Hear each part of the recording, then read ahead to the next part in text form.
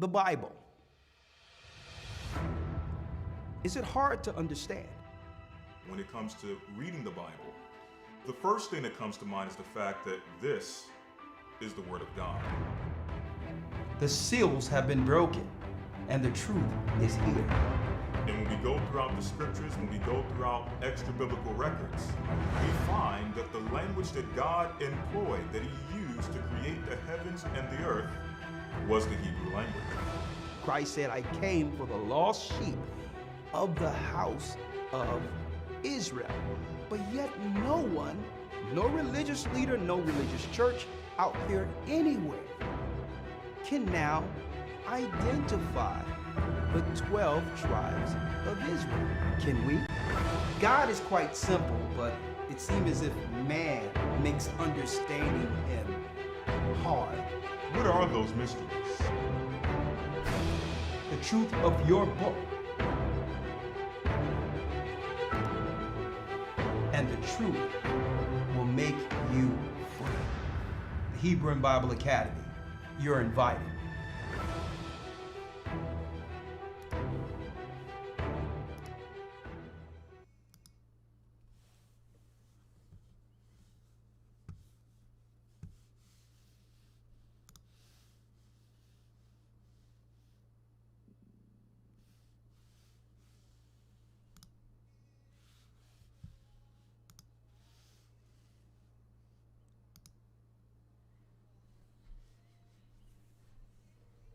Come on in.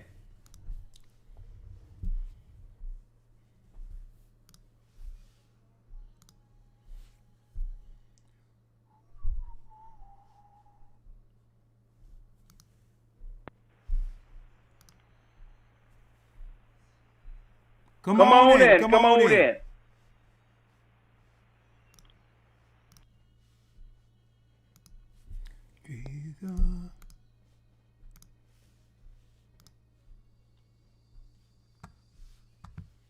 Come on in.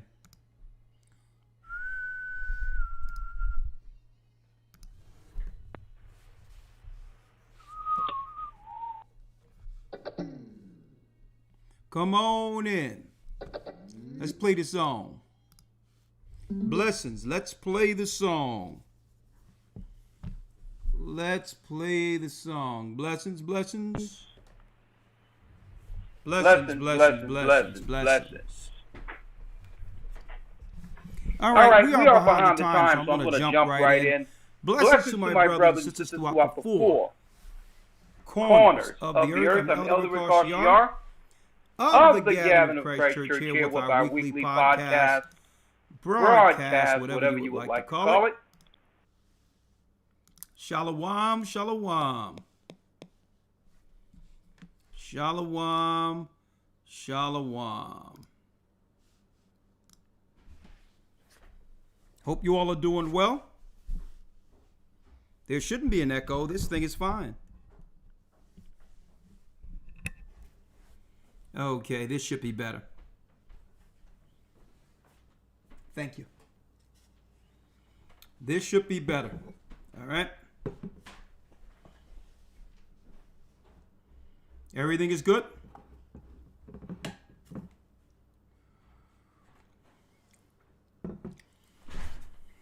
Blessed by the best, and his name is Ahia.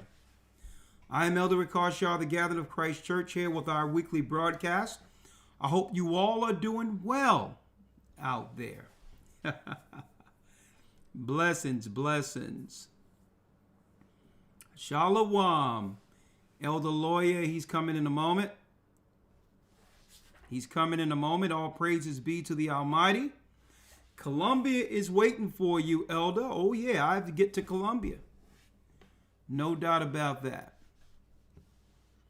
No doubt about that. Man, there's so many things going on in the earth right now. Lord have mercy, there's so many things going on. There's so many things going on right now.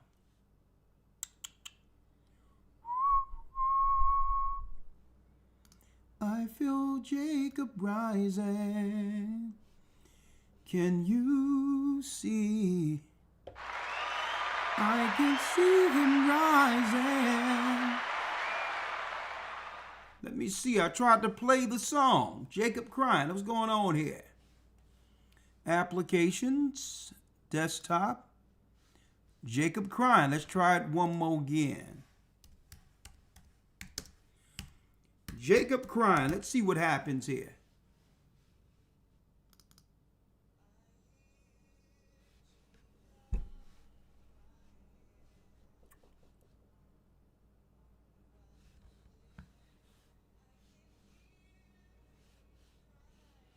Somehow it's not working. All right, I have to play it later. Call on the Lord. All right, well, it's not working for some reason, but it's okay. I wanted to play Jacob crying, especially with the topic we're going to deal with tonight. Right? But, hey, I got to work with what I have. I got to work with what I have. Right? There it is. I'll do it this way. I'll do it this way. Let's go. Jacob crying. Shane. All right, here we go. Jacob crying. I hear Jacob crying. Why here I can hear him crying. Come on, Jacob, wake up. When you gonna rise? Call on the Lord. Mighty Jacob rise. Let's hear your roar. When you gonna rise, Jacob? When you gonna rise, Jacob?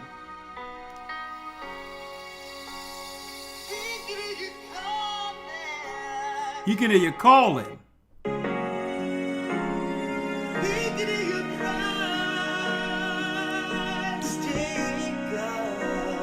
He can hear you crying.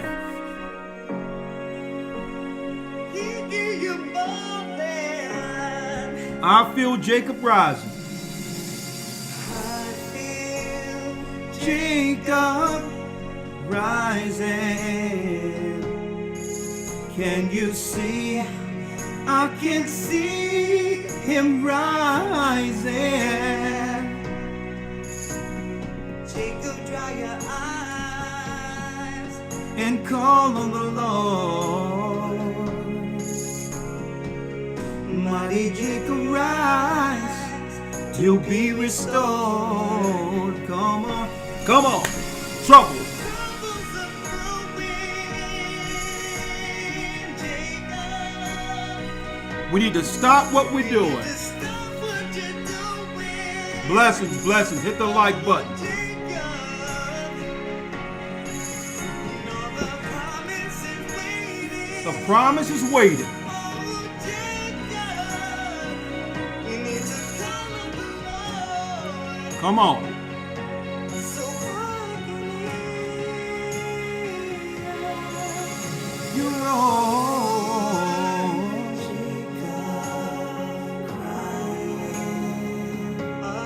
I can hear him crying. Jacob, dry your eyes and call on the Lord. All right, we're going to jump right in. Hit the like button. I'm Elder Ricard Shaw, the Gathering of Christ Church, here with our weekly broadcast. Okay. Now, of course, I have a few announcements to make before jumping in. All right, I hope the mic is working fine. Blessings, blessings to my brothers and sisters throughout the four corners of the earth.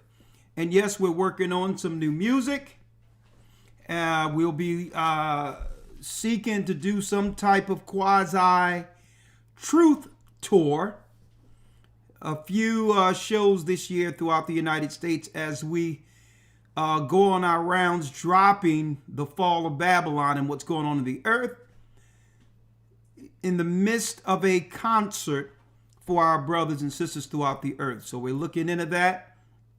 Keep your ear to the ground for that. A truth concert. Get ready for that. We're going to try to travel with the truth using music as the vehicle. All right. Shalom to my brothers and sisters. And yes, the Passover will be here in a few months. I can't wait for that.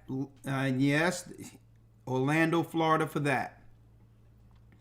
All praises be to the Most High. Orlando, Florida, we will be there amongst our brothers and sisters for the next Passover. And I will be making some announcements leading up to that particular high holy day.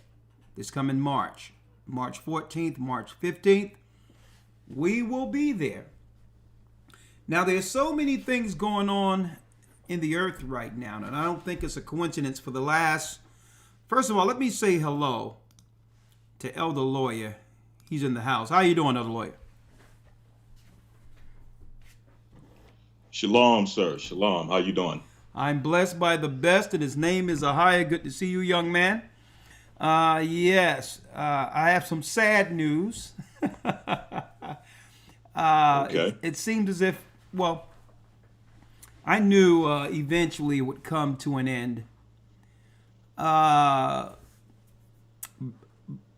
Blog Talk sent me a message, sent us a message today while I was logging in, setting up for the broadcast. And I knew it was eventual. It was an eventuality that they would eventually bow out of the broadcast game, right? Which is really Blog Talk is really the mother of podcasts, if you want to really be honest about it. And for the last year or so, we've been exhibiting or experiencing a lot of issues there, right? Barely being able to get in, receiving messages that right now it's down and call back in later. A lot of issues within the last year. But Right. I went to set up the broadcast, and out of nowhere, this message popped up. Some sad news, because it seems like Blog Talk been on this journey with us since the beginning, right? Right. Exactly. Right. And out of nowhere, I took a picture from my computer here. Right. And out of nowhere, I logged in and this message popped up. I don't know who this lady is. Madeline from Blog Talk Radio Incorporated. As of January 31st, 2025, Blog Talk Radio will no longer be operating. We are so thankful for the support and creativity that you have brought to our platform. We wanted to share this information with you now to ensure you have the opportunity to save and redirect your content to another platform or download your podcast to ensure its longevity. That means once we do a broadcast, we must download it immediately, or all of our past broadcasts will actually be erased. If you have any questions, please reach out to our team. We've also sent you an email regarding this. Please confirm the receipt to ensure your acknowledgement of this notification. Now, one thing, Elder Lawyer, I respected about Blog Talk, right? It was the one place we could go when it came to being able to speak candidly without any censorship. It seems like this became the home at one point for the so-called conspiracy theorist. Right. Right. Now, I have a problem with the word conspiracy theory or that phrase demonizing free speech. I have a problem with that, in general. I really have a problem with that because there was no such term as conspiracy theory before the magic bullet thing happened with the JFK murder, right? It seems as if it was something cooked up out of a think tank. When there were people in the 60s questioning whether or not one bullet can hit a man, leave a man, and re-enter and strike him more than one time, right? Right. A lot of people don't know that through that commission, I think it was called the Warren Commission or something. Through that particular commission, they came up with the term, if people began to question that particular, cause of death, if people were suspicious concerning it, then they were coined conspiracy theorists, and therefore the birth of that particular term was given life. Before that, there was no such thing. That means people, Americans or anyone in the world, had the right to question something that was suspicious. And now, and I'm going back to Blog Talk. Blog Talk was one of those places where we can have open conversation without government, telling us that it isn't okay, to speak to power, to question power. Right. It was one of the few places left that we could still talk openly. And guess what? Sometimes it's okay to be wrong. And one thing about open dialogue amongst people, it's okay that if your perspective isn't aligned with government, or sometimes being right or wrong, it's having the discussion that leads to solution. And I believe that's what they've been trying to get in front of for a long time, especially when it comes to the awakening, right? But all in all, I thank the Most High for the opportunity with Blog Talk and YouTube and these platforms to actually be able to go straight to the people, to have an opportunity to have these conversations before, I'm going to tell you right now, before it's illegal to actually tell the truth. And right? And I think we're close to that. But bye-bye, Blog Talk. We thank those who were participating and been on this Blog Talk journey with us for years. I'm talking about since around 2009, 10. We've been on the platform almost every Wednesday, and I thank you all for being on this journey with us and to continue this journey beyond this particular platform. I mean, from Justin TV, we looked up and they said, well, guess what? Before there was YouTube, the only place to stream really was Justin TV. The beginning of internet streaming, live streaming, was really Justin TV. And that's when YouTube said that you can only put 10 clips up at the time, 10-minute clips, and we would put up 5 to 10 parts, right? But Blog Talk was an innovator. Justin TV was an innovator. And just like anything, we adapt and pivot. And who knows, maybe we'll do the live Barnyard type deal where people can come in through Barnyard and we can have a lot of different windows up and they'll interact with us that way, along with Zoom and or Patreon, now that Blog Talk, has come to an end. So that's my eulogy on Blog Talk. Let's jump right in it. All right. Before I go into the topic, it's a serious topic tonight.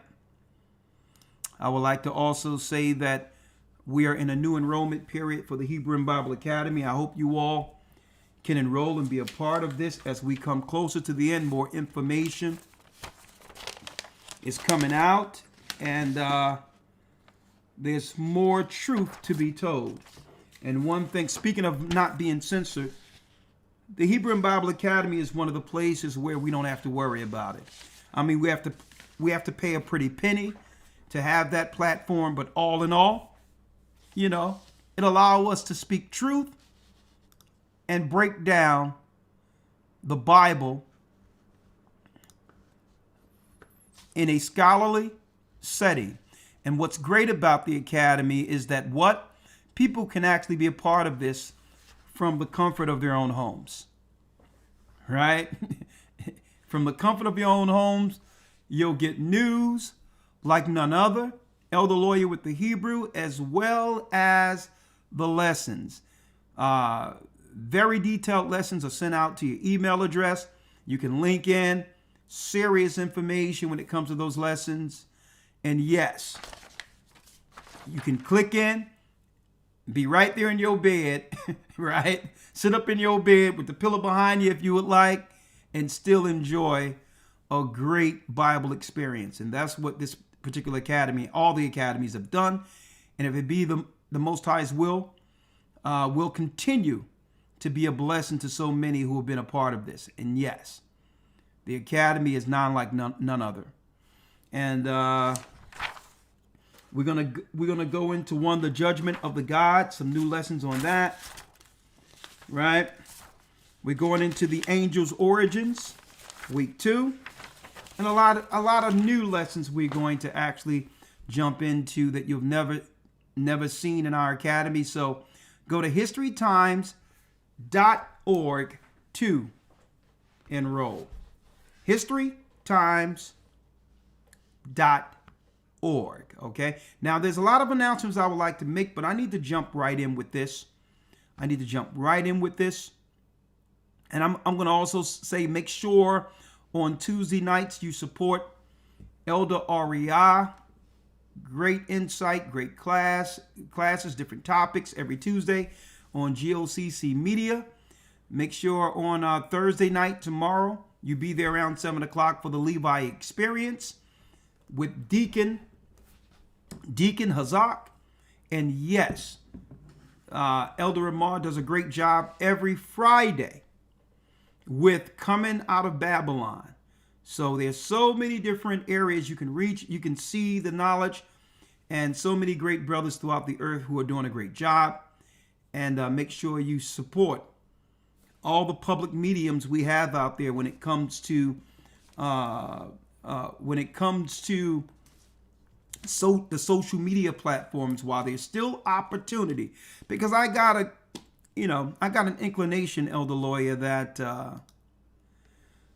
once Blog Talk went down the way it did, that I believe that they're going to be going into some serious censorship very soon. So, right. So let's I would say take full advantage of this opportunity. Be grateful for what the Most High have allowed us to do up until this point. And brothers and sisters, please continue to support this work. None of this is possible without you and your family being present. historytimes.org. Go to the academy. Enroll in the academy is quite inexpensive, and we need your support any which way you can do so with the academy, as well as you can donate to the cause, which is the truth, so we can set up some more churches, get to you. And you can go to gatheredofchrist.org, hit donate, and the options are there for you to support the church. We're going to need your help in the home stretch, okay? Now, all praises be to the Most High. Elder Lawyer, let's go. Yes, sir. You see the topics. The topic for this evening. And, of course, I would like some interaction, some dialogue, and some solutions at the end of this. What can we do to get in front of what they're not telling us? And what's that? Here's the question. Are black men disappearing. Now, I know y'all seen this topic and everybody started jumping in like, oh, what is this about, right? Now, before I jump in, let me go into some news real quick. Right? Some news real quick. I'm going to jump right in because don't forget, I said last week and I reiterated these particular woes or signs that were given to us through 2nd Baruch. These are the things we must look for, these 12 separate parts. Commotions, slaying of the great ones, which is God's people, fall of many by death, sending of the sword, wars, rumors of wars, famine, withholding of rain, earthquakes, terrors, attacks of the Shadim, which is demonic attacks. That's right. Mental health issues. They try to clean it up by calling it mental health, but it's really, when people have mental health issues, it's really demon possession. And this in particular is going on right now in California. What? You got it. Part 9 that we need to look into. The fall of fire. The fall of fire. Part 9. What's going on right now in California? You got it. There's a lot of suspicious things going on right now over in LA, and brothers and sisters over in LA, you stay prayed up and reach out and let us know what's going on over there if you can. Right now, no news is good news. Okay? And right now, what's going on over in California? Wildfires burn out of control across Los Angeles area, kill 5 as thousands flees home. Another sign.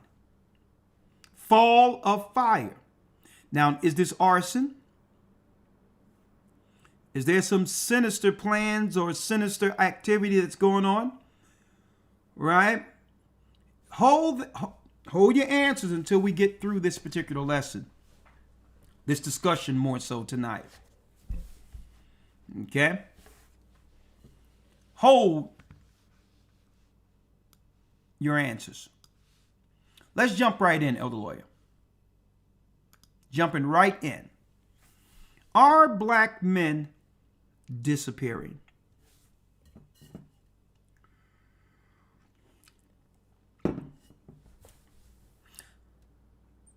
I notice, Elder Lawyer, that art imitates life when it comes to the media programming. And the programs they give us is to adjust us through some type of social engineering so that we can actually accept a new society without questioning what has happened to our current and or past society. And I'm talking about representation as a people. I'm noticed on TV they're giving us the mixed couples.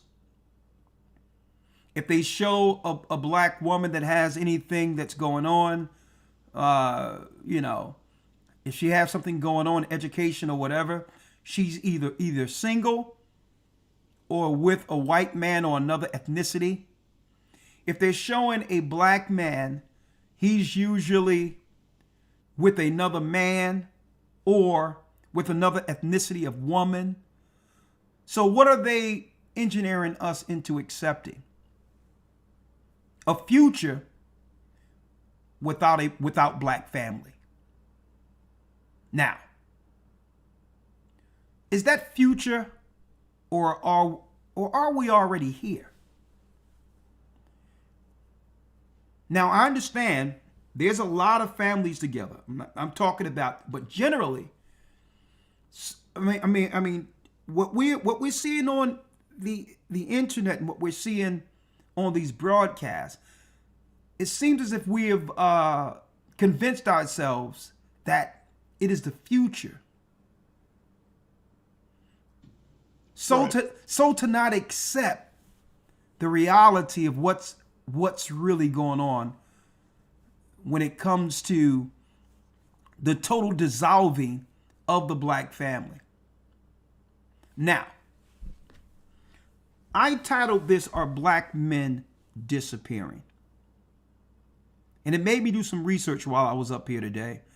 I went up there, I was putting together my weight set, doing things like that, and listening to a few things. And, I called someone, a friend of mine. Louis knew about this friend. He's a guy that's a pastor. I invited him on years ago, but he gave me a brother's phone number, and I reached out to the brother because these were people. I'm kind of reaching out to a lot of people I grew up with. I want to know how they're doing, because when I was growing up, when we were growing up, Elder Lawyer, our next door neighbors and people in the community were like our actual family. Right? Right. It's like it's as if the whole block were cousins. Right? That's how we seen each other. And the men and the adults on the block were like our aunts and uncles. That's how close we were. And folks, this was before, Elder Lawyer, the internet. This was before, and don't forget, there was only about 3 major television stations during that time. So the recreation was, you had to go outside in the community to actually, to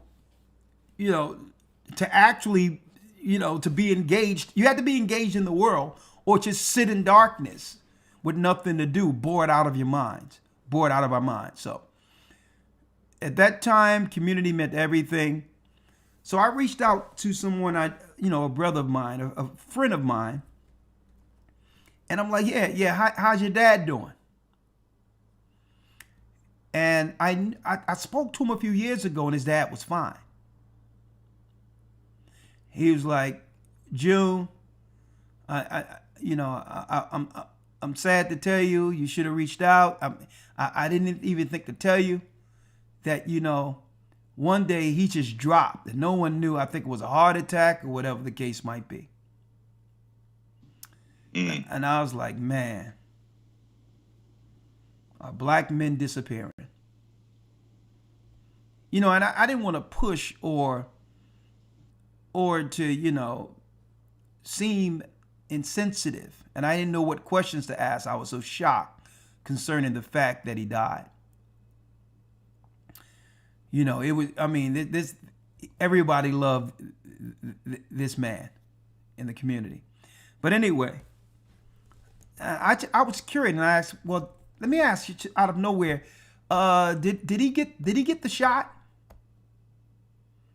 And he was a matter of fact about it. He was like, what, the COVID shot?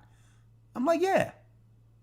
He said, yeah, he of course he did. He got a few of them. I went, interesting. I'm like, listen, you're in my prayers. Whatever you need, you reach out, which is a deep thing.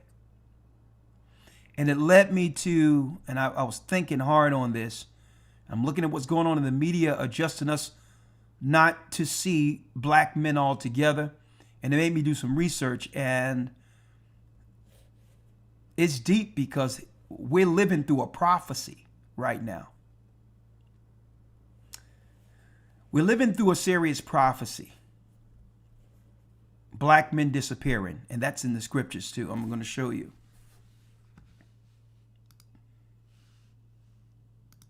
They have us focusing on things like this. There's no definitive link between New Orleans attack and Las Vegas Cybertruck explosion, FBI says. They're talking about it, it took over the news. The Tesla truck that stayed intact after explosion. And some guy who's connected to probably ISIS, they said, or possibility of him being a part of ISIS, claiming that, someone got in the car and started mowing people over. Now, I'm not insensitive to any of this, but I'm like, when we have this type of news, especially when they talk about ISIS or whatever the case is, right? When we deal with this type of news, one second. When we deal with this type of news, let me do this real quick. Yeah.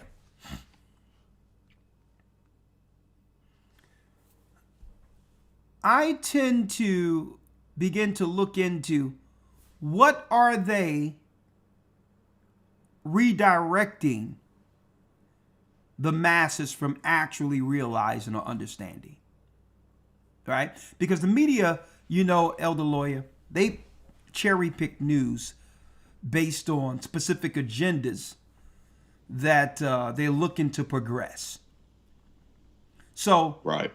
So I try to ask, okay, I know what their plans are according to the word. I see what they're trying to have the world accept through the World's Economic Forum. They tell everyone where they're taking the world. So when I see news, I understand that that's the driving force that leads them to into accomplishing whatever plans they have from year to year. Now, so when I hear ISIS, I'm like, well, okay, I heard this before. Years ago, it was stated, one second. Years ago, some guy came on TV and said, well, there is a such thing as ISIS, the Israeli Secret Intelligence Service, or whatever the case might be. So when I hear ISIS, I'm like, well, okay. The last time I heard about ISIS or Al-Qaeda, it was about going to war in the Middle East. But then it was about what? Nation building against the countries who would resist the New World Order throughout the Middle East. They told us one thing when I heard ISIS and Al-Qaeda, but really the plan was to bring the Middle East into the New World Order, right? So when I start hearing ISIS, terrorism, it goes back to what I was mentioning when this ministry first began. That eventually it's going to be, it's a diversion when they put these things out there. But what are the things we should be actually, or the events we should be paying attention to? A lot of the diversions are out there. Oh, Joy Taylor and how she was able to, join Fox Sports and being a pretty girl, making it to the top, using what she got. How is that news? Right. If that's not a mass diversion, what pretty girl in the corporate structure isn't going to use what she looks like to gain an advantage over everyone in the corporation? How is that news? I'm like, well, hold up. What are they distracting us from? What are they distracting us from? When we see claim somebody rolled some people over in Vegas or whatever the case, or in New Orleans, and then a Tesla truck, which is synonymous to an advert if you want to look at it. That's one of the greatest marketing tools I've ever seen. A car get blew up but stay intact. Who's not going to go out and buy that truck? I digress. All these distractions. Oh, Joy Teller's doing this. Trucks are blowing up. ISIS, terrorism. And I'm like, you know what? A lot of these are convenient distractions. Distractions from what? Well, I'm going back to the original premise of that phone call today. I think they're covering up the fact that black men, black people, are dying early. Is it intentional? Is this conspiracy? Check this out, other lawyer. Health. From the MLK 50, Justice Through Journalism. Now, this story was as of October. Black men are still dying young. Several efforts are attempting to change the status quo in Memphis. No one anywhere, elder lawyer, is publicizing this on mainstream media or whatever the case. The urgency to get to actually get our people or get the world interested in wondering why black men are dying. There's no interest out there at all. It's as if they would like us to quietly accept black men not existing at all. And they've already started through their predictive programming to have us accept less black men, especially in America. Now, how are we dying? Crime is down. There is no drug wars like it used to be. So those were the built-in excuses before.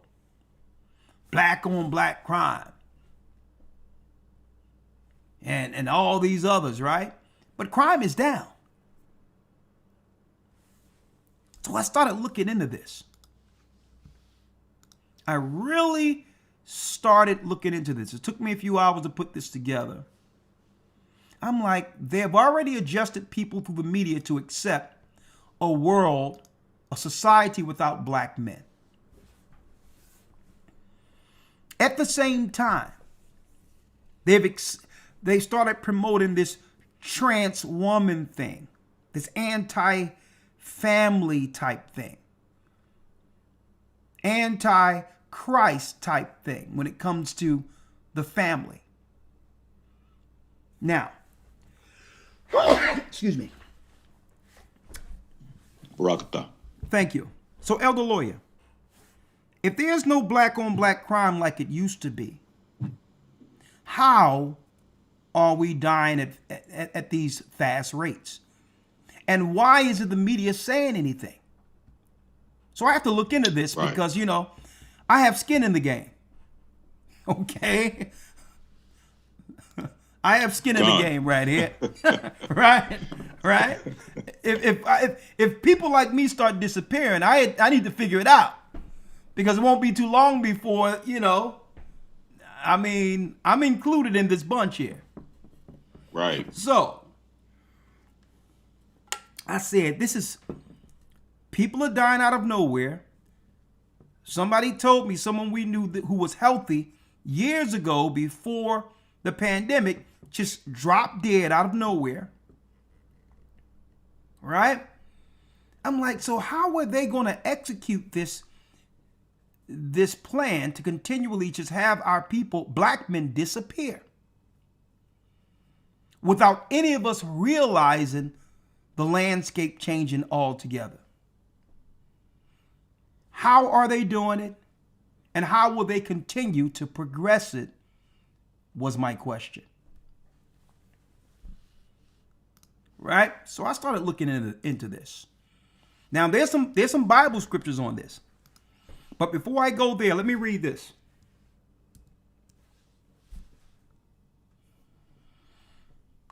Okay? And this is from Siam. Death rates among black people in the U.S. are rising after falling. Right?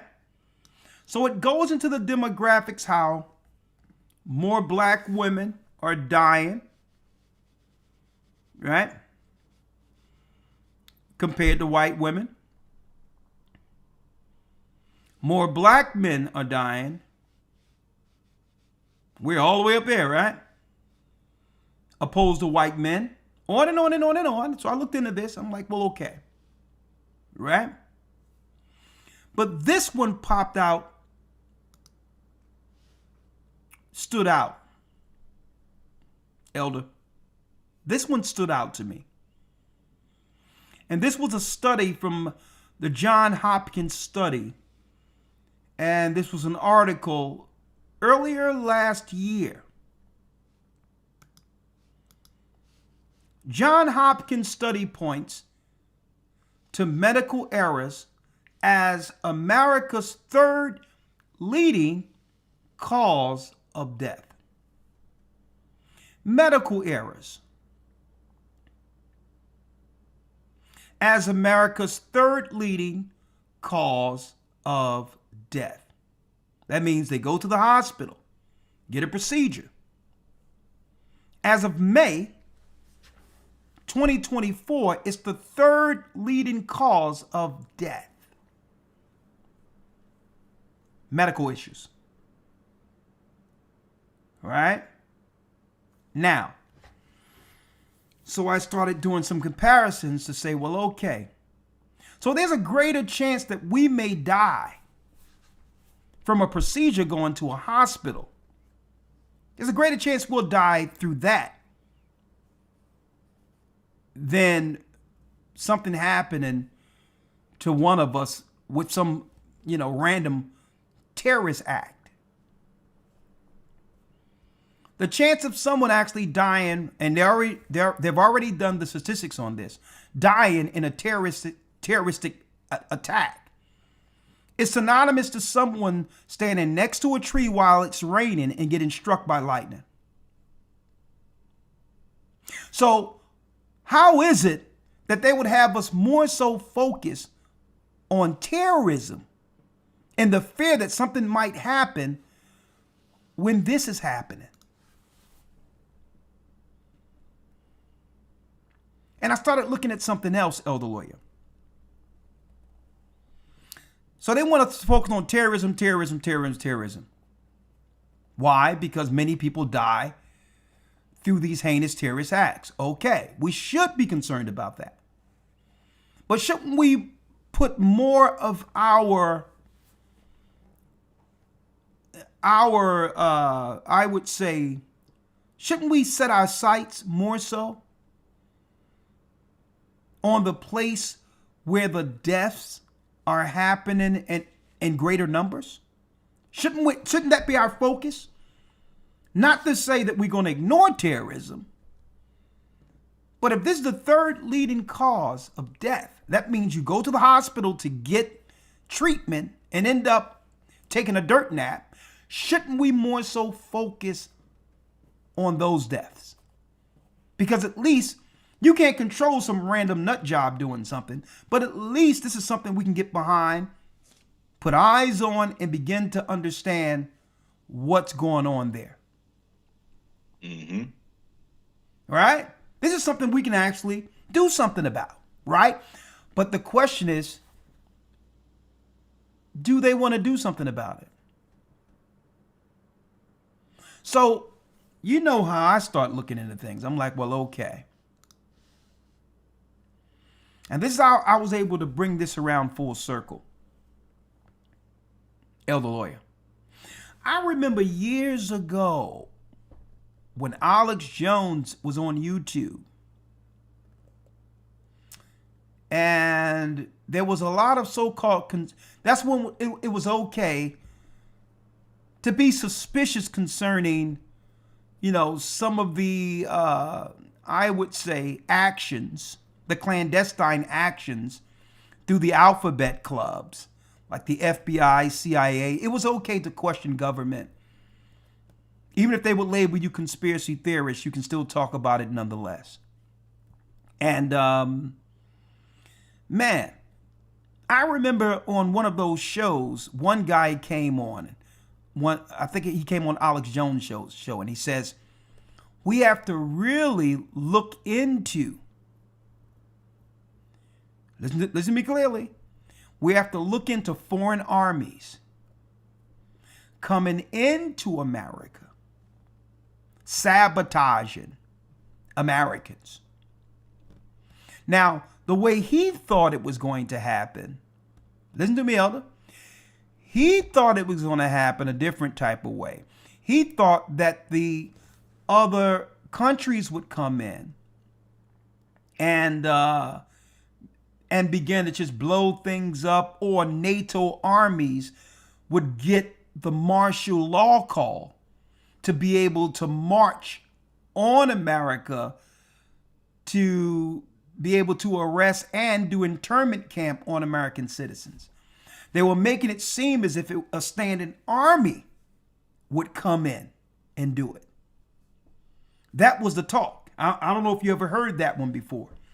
That NATO and the armies would bring forth martial law, and it'd be foreign troops who have no emotional attachment to citizens that was going to round Americans up. Remember that? Gone. I remember that. They said like mercenaries, American troops, internment camps. Mm-hmm. I'm starting to believe that was the bait and switch. But there was one thing that stood out with that particular theory. I'm going to call it a theory. To why the outside governments would use other people.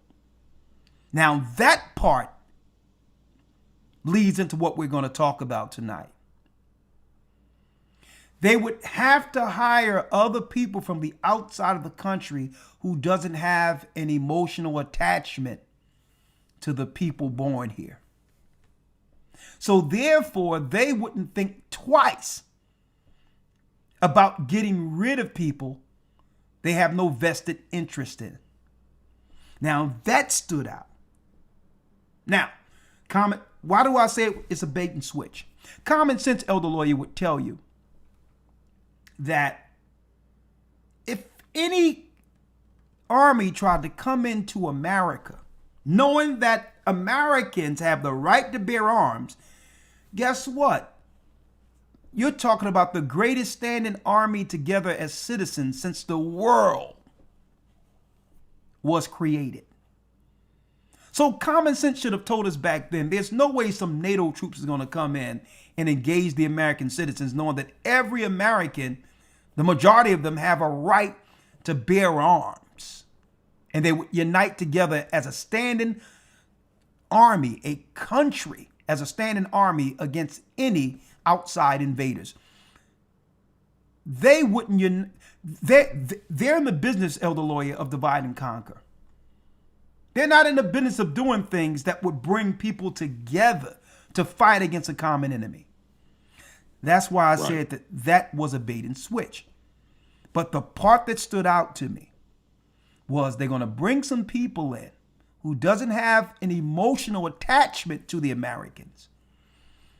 And they'll be incentivized to undermine Americans. Now look at this. John Hopkins' study points to medical errors as America's third leading cause of death, right? Look at this. December 17th, 2024. Immigration as a solution to healthcare workforce shortages.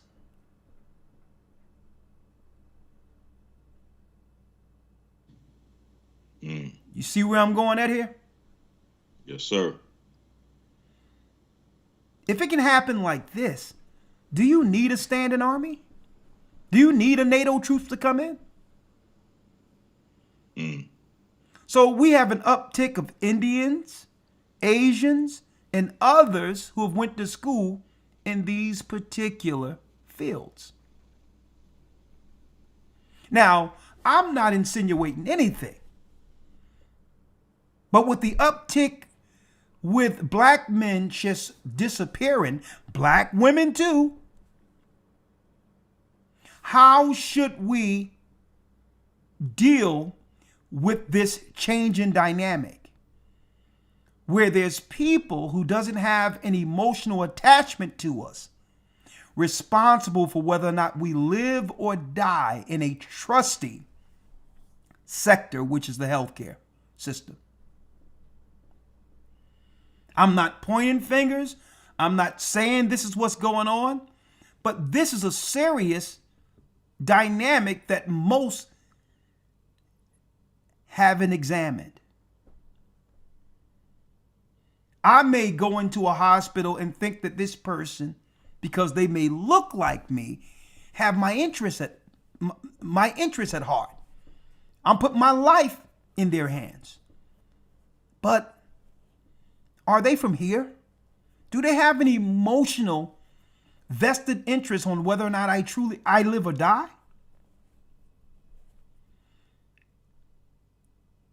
Is there someone in this position who has resentment against us? And should, right? Think about that.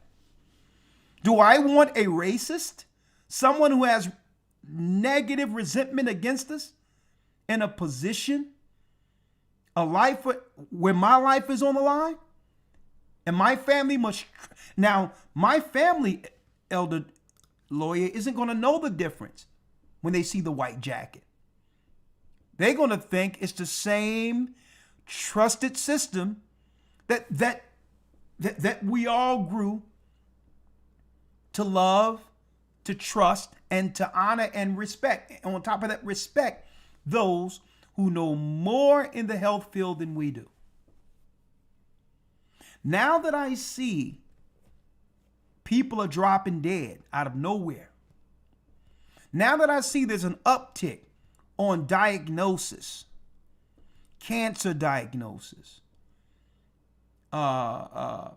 diabetes diagnosis, high blood pressure diagnosis, and then statins at an uptick when it comes to high blood pressure. Now, we all know the history of statins. Statins was once used only in acute situations during an operation where your blood pressure go up and they needed to level the blood pressure strictly for surgery. So there was a place for statins, but it was usually in the operating room. And now you think it's a coincidence that all these things out of nowhere came out of nowhere, and all the men and women we know have been diagnosed with something, is on this stuff, and now the landscape have changed concerning how many of us still exist in the community.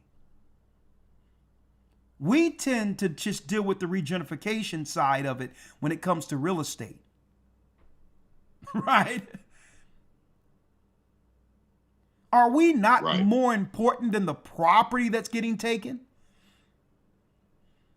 When we think about regentrification, we typically think about real estate and how other nations are coming in.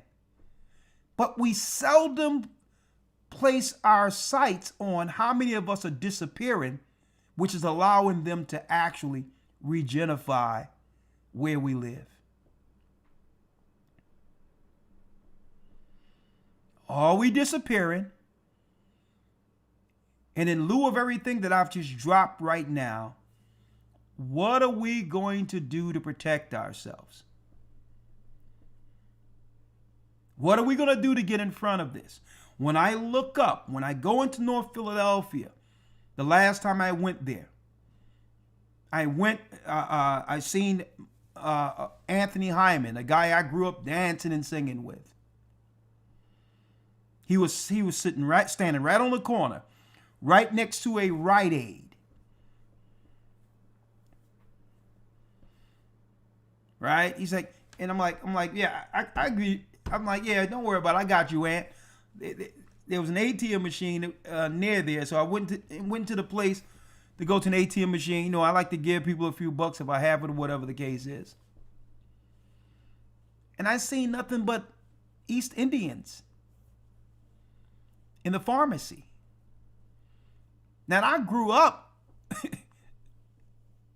right there near Broad, Susquehanna. I grew up around there, 15th and Diamond Streets. And it was weird to me because there was only one pharmacy, and it was a Jewish pharmacy a block away from there. And it was a mom and pop type thing where the people who serviced the community had a vested interest, had an emotional attachment to the people in the community. I don't think it's a coincidence that the same time we being diagnosed with all this stuff, there's some other people from somewhere else writing our prescriptions for the community. And I don't think it's a coincidence that these same people are the same people who have opened up the border so their families from where they come from can now have a place. But what I'm saying is, not at our expense. And I don't think our people are seeing it this way. That is that, I'm just questioning things. Is that a possibility? Even if they don't even realize what they're doing? That they're being used as buffers to get rid of us, to make place for their own? And operating as almost quasi-mercenaries. But if they're mercenaries, who's paying them? Who's propping them up?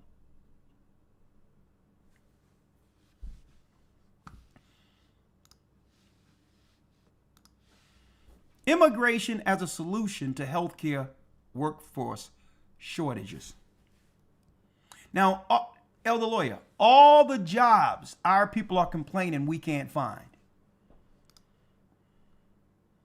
Okay? And they're here on the internet talking about they need to do something about the workforce shortages in the healthcare. And guess what? The convenient Hegelian dialectic. The convenient Hegelian dialectic. Problem, reaction, solution. Now, are they talking about giving the jobs to the people that links directly back to chattel slavery? Right? No. This is what they're talking about. Look, let me show you. Let me show you here. Let me get it here. Let me show you what I'm talking about here. Here's their solution.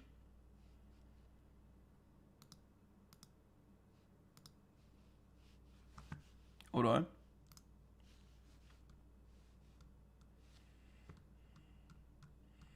Let me go back here. Now, I read this earlier today, and I thought I would show brothers and sisters. Immigration as a solution to healthcare workforce shortages. Right? Check this out.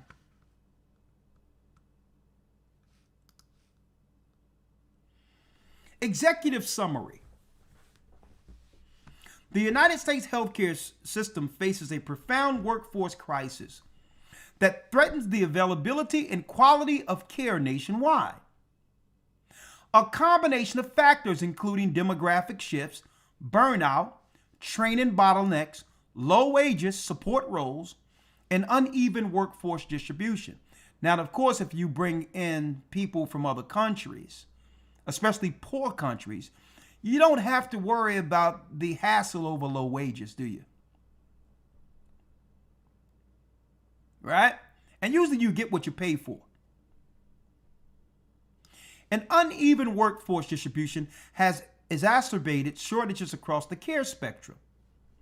These issues are heightened by a rapidly aging population, an aging workforce, and systematic inefficiencies in the healthcare infrastructure. As a result, the United States is spending more on healthcare than any other country. So all the money you're spending on healthcare, and what?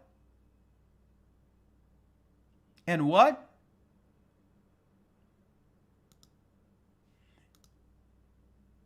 And what? All the money he's spending on healthcare, but yet medical errors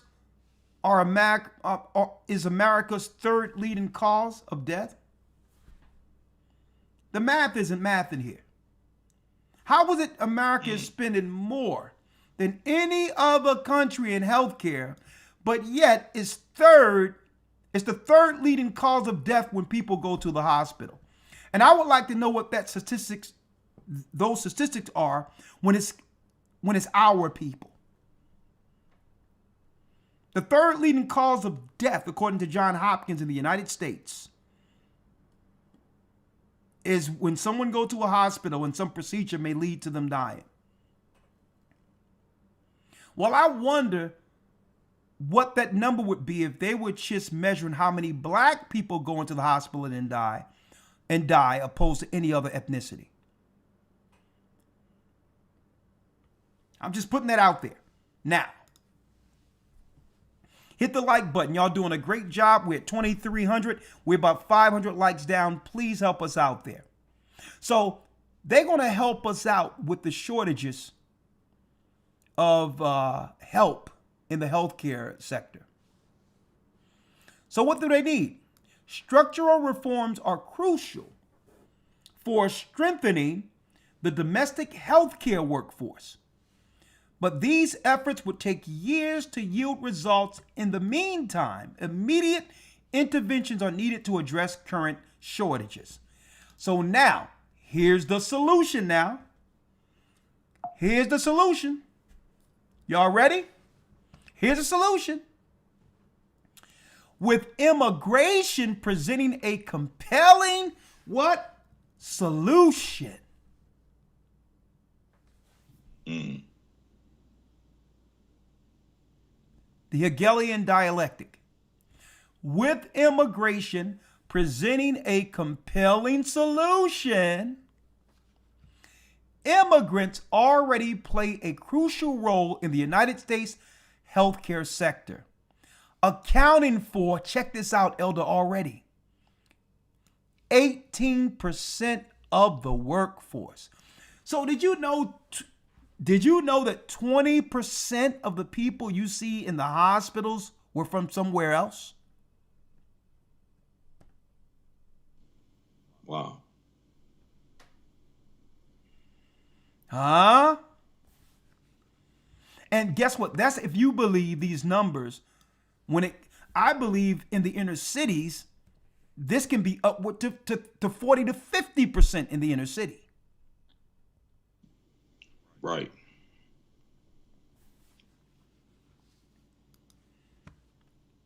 How should we examine this, especially in the advent of an understanding that black men are disappearing? And it's not through black on black crime. It's not through criminality, because there's no drug war and crack war like it used to be and all that other crap. How are they silently getting rid of black men? And should we put a magnifying glass on this?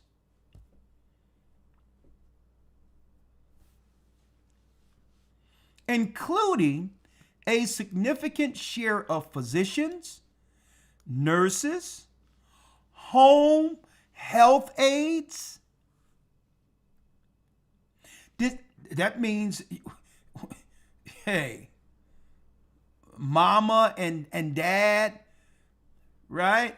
When family used to take care of their family, then you're putting your loved ones, your father and mother, in the care of strangers from someplace else, possibly.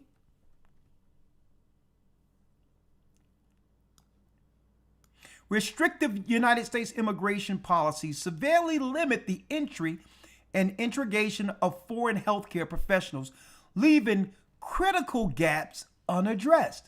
So what they're saying is 20% of immigrants in the healthcare sector is not enough. That's what they're saying here.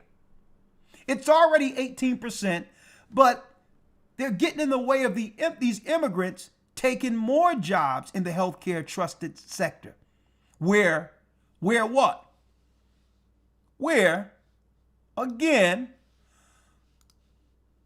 1/3 of the leading cause of death is through medical procedures, medical errors.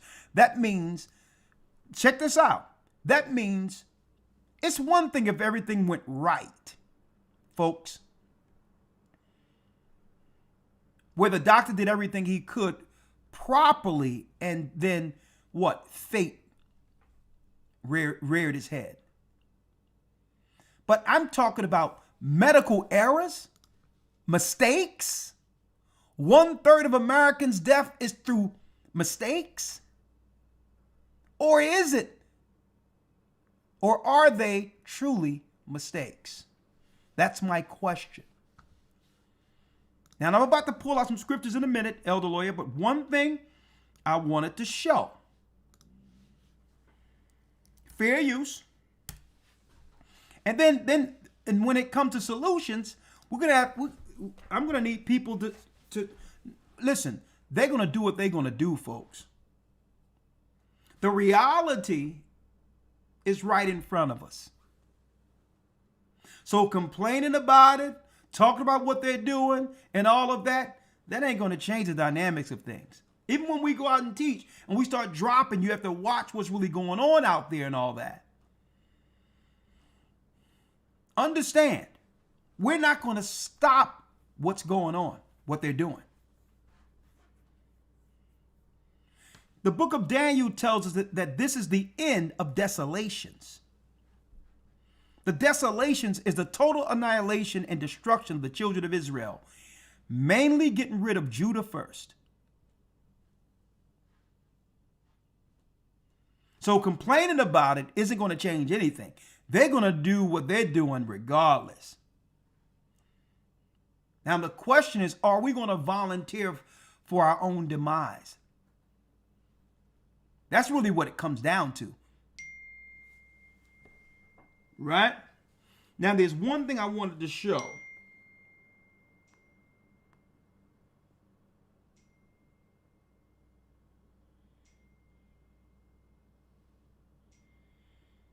Hold on.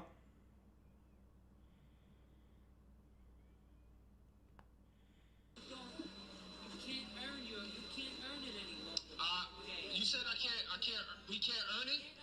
Okay. Because the thief on the cross, Okay. he was a thief till the last moment. Give me Hebrews chapter 4. He was a thief till the last moment. Hold on. Led him to heaven. So let me show this now.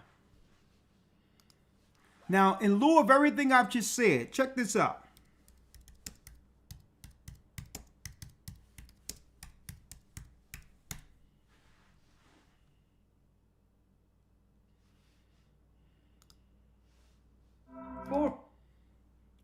I need y'all to listen to this real quick.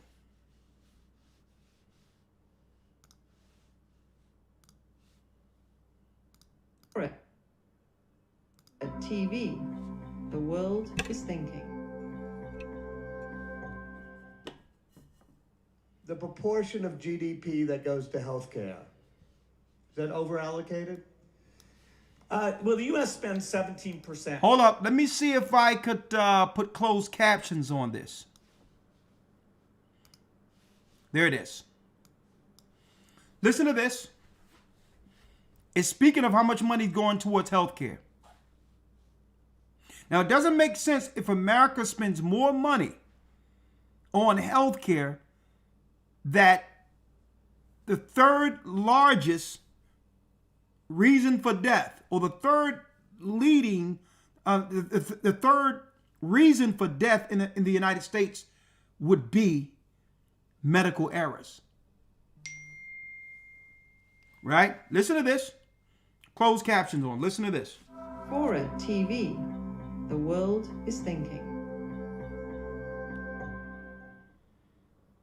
The proportion of GDP that goes to healthcare, is that overallocated? Well, the U.S. spends 17% of GDP on healthcare, and you drop down to number 2, which is Switzerland at 12%. And so you say, well, Fair use. What do we get for that? Well, we get nothing. The health outcomes, which are complicated to compare, but the health outcomes are basically slightly worse both in terms of averages and the inequity. Our bottom quartile is very ugly compared to all other rich countries' bottom quartile. Our upper quartile is somewhat better, but that's how you get the inequity. So we're spending at a huge rate, which if it wasn't increasing faster than inflation, it's increasing as a percentage of the economy, then okay, you can probably afford it. But as it continues to grow, it squeezes, unless people say, yes, I would like to be taxed a lot more. And most states have these super majorities that are required to do that. And it's not likely, and it's not clearly a good thing either. But as long as you're dealing with a finite amount, as the medical cost goes up, and that shows up both in state budgets as so-called state Medicaid spending, and it shows up in the federal budget as Medicare, and they're part of Medicaid, it squeezes out everything else. So right now what you see is it's squeezing higher education. You're raising tuitions at the University of California as rapidly as they can, and so the access that used to be available to the middle class or whatever is just rapidly going away. That's a trade-off society is making because of very, very high medical costs and a lack of willingness to say, is spending $1 million on that last 3 months of life for that patient, would it be better not to lay off those 10 teachers and to make that trade-off in medical costs? But that's called... Listen to what he's saying here, folks. This was over a decade ago. Listen to this. Else. So right now what you see is it's squeezing higher education. You're raising tuitions at the University of California as rapidly as they can. And so the access that used to be available to the middle class or whatever is just rapidly going away. That's a trade-off society is making because of very, very high medical costs and a lack of willingness to say, is spending $1 million on that last 3 months of life for that patient, would it be better not to lay off those 10 teachers and to make that trade-off in medical costs? But that's called the death panel, and you're not supposed to have that discussion. So you, of course, that's called the death panel, but you're not supposed to have that discussion. Listen to it again. I'm not putting words in his mouth. Listen. The health outcomes, which are complicated to compare, but the health outcomes are basically slightly worse, both in terms of averages and the inequity. Our bottom quartile is very ugly compared to all other rich countries' bottom quartile. Our upper quartile is somewhat better, but that's how you get the inequity. So we're spending at a huge rate, which if it wasn't increasing faster than inflation, it's increasing as a percentage of the economy, then okay, you can probably afford it. But as it continues to grow, it squeezes, unless people say, yes, I would like to be taxed a lot more. And most states have these super majorities that are required to do that, and it's not likely, and it's not clearly a good thing either. Hit the like button. I'm gonna need your opinion on this as soon as I get back. All right, I'm gonna play it. Fora TV. The Yes, world sir. is thinking. The proportion of GDP that goes to healthcare, is that overallocated? Well, the U.S. spends 17% of GDP on healthcare, and you drop down to number 2, which is Switzerland at 12%. And so you say, well, hey, what do we get for that? Well, we get nothing. The health outcomes, which are complicated to compare, but the health outcomes are basically slightly worse, both in terms of averages and the inequity. Our bottom quartile is very ugly compared to all other rich countries' bottom quartile. Our upper quartile is somewhat better, but that's how you get the inequity. So we're spending at a huge rate, which if it wasn't increasing faster than inflation, it's increasing as a percentage of the economy, then okay, you can probably afford it. But as it continues to grow, it squeezes, unless people say, yes, I would like to be taxed a lot more. And most states have these super majorities that are required to do that, and it's not likely, and it's not clearly a good thing either. But as long as you're dealing with a finite amount, as the medical cost goes up, and that shows up both in state budgets as so-called state Medicaid spending, and it shows up in the federal budget as Medicare, and they're part of Medicaid. It squeezes out everything else. So right now what you see is it's squeezing higher education. You're raising tuitions at the University of California as rapidly as they can.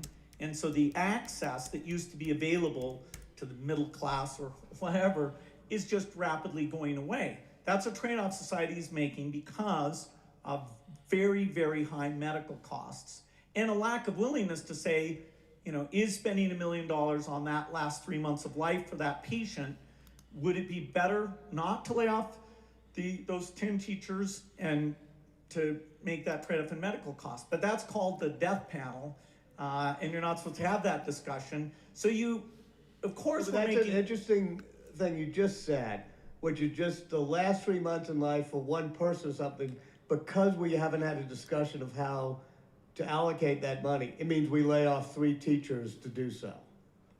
I mean, in other words, we haven't had this type of allocation. We're making that trade-off because of huge medical costs that are not examined to see which ones actually have no benefit whatsoever.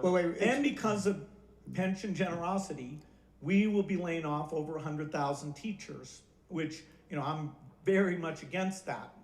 And the whole AFT. They've already had a plan to get rid of teachers. That's the phase. Right. That's the phase we are in now, Elder Lawyer. That's number one. There was just a report that Chapat did in the academy this weekend. He brought the report. When now teachers in New Jersey don't even need to know how to do math, arithmetic, or read. Okay, but they're able to actually become teachers over certain grades. Why? Because eventually it's going to be AI, the computers, directly to the children. Right. So they've already started, and the teachers aren't going to be teachers at all. They're just going to be no different than a substitute teacher who would just give you a sheet of paper and say, follow this, and just babysit grown children. So now, they told us a long time ago that the healthcare systems would be making a decision on, what was more financially feasible when it comes to whether keeping someone alive or saving the money to do something else with it by assisting in a person's early death. He stated, it's called the death panel, but people don't want to talk about that. Is this how we're disappearing? Because they're just saying that they're just talking about the elderly right here. Right? But when you open the door, right? What will stop them once it's on the books from switching it to anyone they choose to get rid of early for whatever financial reason? Right? Now check this out, Elder Lawyer. This is something interesting in lieu of, and thank you, Brother Leslie, for sending me this, because I want to know, Elder Lawyer, whether or not this particular news, in lieu of what we're dealing with right now, is more important than what's going on with Joy Teller and FS1 with the sex scandal, and or a truck being blown up in front of one of Trump's buildings. Newborn babies, folks. They're not talking about the black babies. Black babies, folks, at a Virginia hospital have been suffering mysterious injuries. A nurse now faces abuse charges. Right? Now check this out. Who is she? Now, why are they focusing us on one thing and not discussing this? Who cares about Joy Teller? She's a grown woman doing what grown women in the corporate world does. Right. They got us talking about somebody rolling a car up and rolling somebody over. And guess what? That's bad in of itself. But how do that make national news and not this? Outrage erupts as report shows Virginia nurse was reinstated after 3 babies were injured, leaving 7 total with unexplainable fractures. Why isn't this Elizabeth Ann Strothman? Why isn't this why aren't we reporting this? Why isn't this plastered all over the news? Why didn't this particular article or this person go viral? Folks, we're talking about black children too.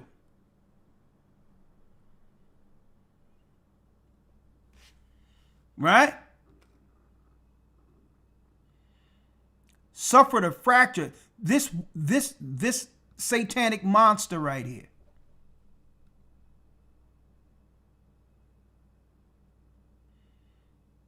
Now, hospitals is a place where we supposed to feel safe. It's a trusted institution, right? We're talking about a trusted institution.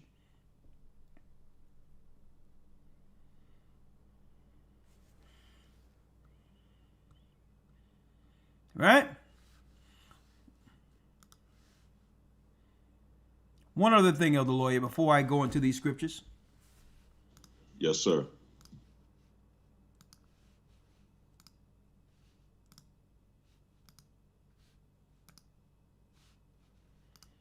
One other thing.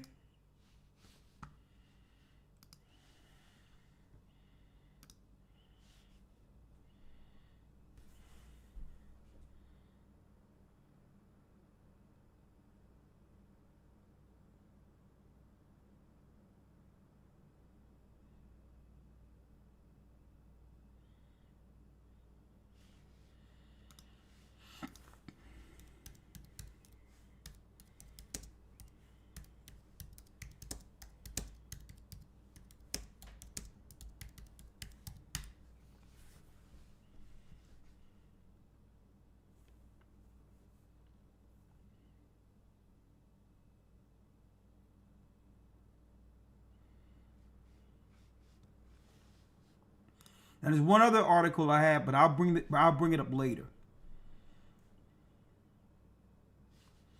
I'll bring it up later. But let's get back. Yeah, black boys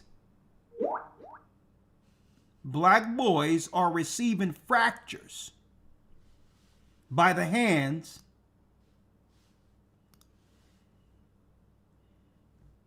Let me show you.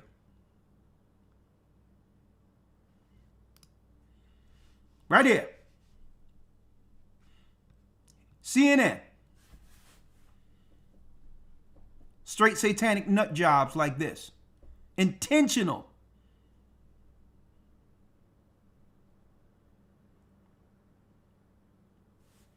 So we're going to talk about it tonight. You sent me something, Elder Lawyer? Yes, sir. All right, hold on. Let me grab it.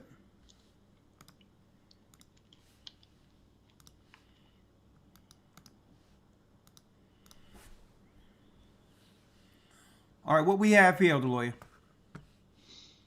Yes, sir. Just off the back of the video you showed concerning Bill Gates talking about the death panels, making decisions Hold up. whether someone lives. Something is going on with your sound. I don't know what happened here. Is anything changed there? No, sir. Okay, you're good How about now. now? Is this good? You're good. Go ahead. I'm listening now. Okay. Yeah, this is just off the back of the Bill Gates video, him talking about death panels, making decisions as to whether someone lives or dies. And I just wanted to bring this up. This is a more recent case from earlier last year. I'm not sure if you remember this one, where it states that a young black man was he expired in a car crash, and instead of the hospital actually trying to bring him back to life, resuscitate him, bring him back to full health, they concluded that, well, they're not going to let him live because they wanted his organs. So it was like a decision was made on his life. A death panel style decision was made on this young man's life without him or his family being included in the conversation. I'm going to ask Nathanael to call in too, because he's going to give me the report of what happened during the scare that's called COVID. A report of a brother, strong, healthy brother who was, Nathanael, if you can, I need you to give me the report of that brother that called you and got me on the phone when he went to the hospital because, he's having breathing issues. Nathanael will be able to tell you. And the brother, when the first couple of days when they was talking about, well, if you can't smell or taste, to go to the hospital, right? They were putting that out there. Right. And the brother was fine, and he wasn't really he was dealing with more so the fear of what was going on through this mysterious illness and whether or not he had symptoms. He went into panic mode and went to the hospital. Well, right. He said there was a lot of weird activity going on there, and they got me on the phone. And the Thunderzar was like, they said that they got to give him a shot. If he don't get this shot, then he's going to die, quote unquote. Someone told him that in Florida hospital. Nathanael, if you're out there, call my cell phone real quick. And I said, well, listen, I don't know what's going on. I asked the brother, I'm like, is the brother healthy? Are you okay? The brother said, yeah, I'm healthy. I'm like, if I was you, I would leave from that place, go home, pray a little bit, get a second opinion.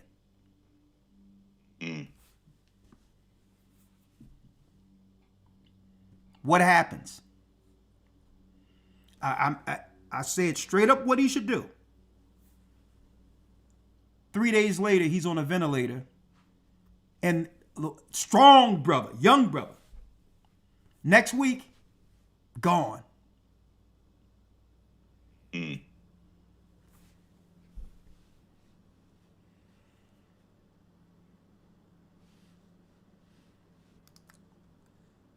Family of black teen killed in car crash accuses hospital instead of saving the boy. We did a story on this. Letting him die. This is Yahoo News.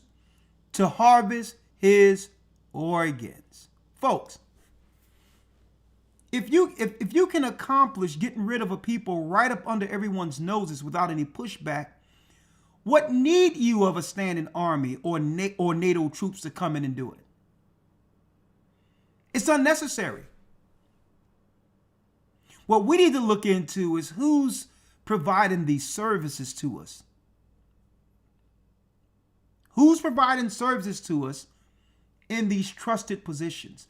Knowing the landscape, the dynamics of what's going on. And guess what? I'm not saying hospitals and or doctors aren't needed. Right. They are needed. Okay? See, but that's what makes this,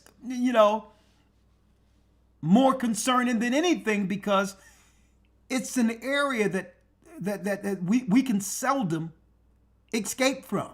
It's something that it's a necessity to actually live in an emergency situations.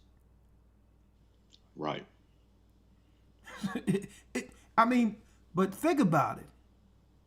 You think they didn't know that if they could get in this sector, the effect it could do when it comes to helping with depopulation?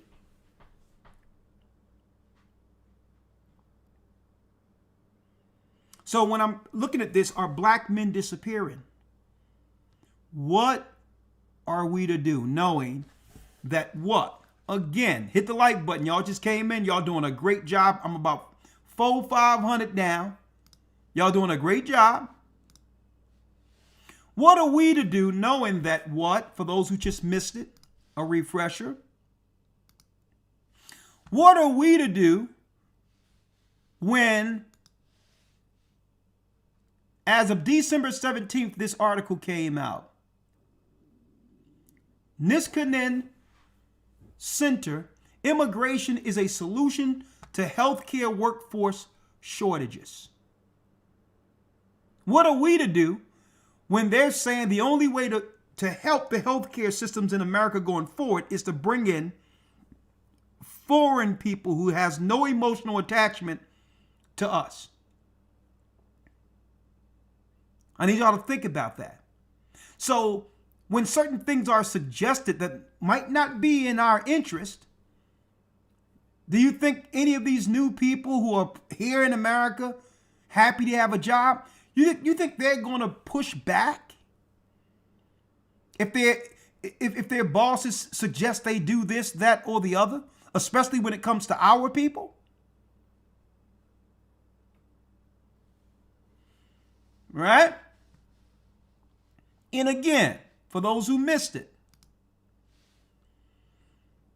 John Hopkins study points to medical errors as America's third leading cause of death.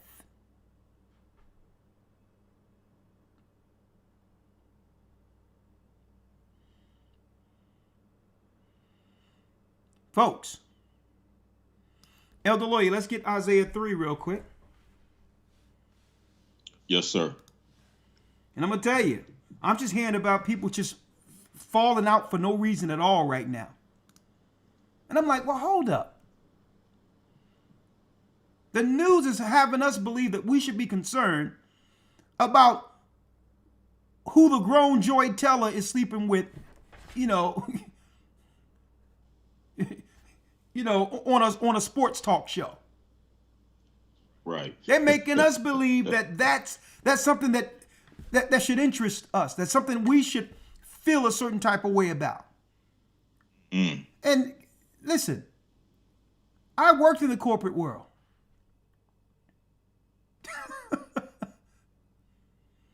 I mean, how many people since Julius Caesar? How many women since Julius Caesar this has happened with? Okay, so what are you talking about here? And then they want us to look at a Tesla truck blowing up or someone rolling down the street and make us believe it's the end of the world. All these stuff rolling down the street, rolling people over, when we're dropping like flies under the trusted care of hospitals. Not my opinion. John Hopkins study points to medical errors as America's third leading cause of death. So it's saying that mistakes in the hospital is the third leading cause of death in America. So you have a greater chance dying from this. There's a greater chance of you dying from this than someone rolling a car on you. Than a terrorist, than you being a part of a terrorist act and you dying that way. But why no one is paying attention to this?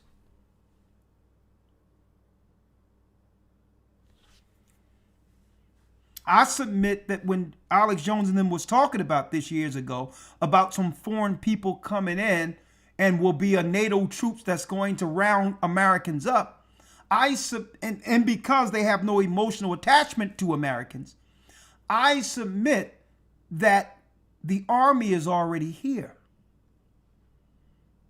Okay? But not in the uniform they told us they would be wearing. Huh?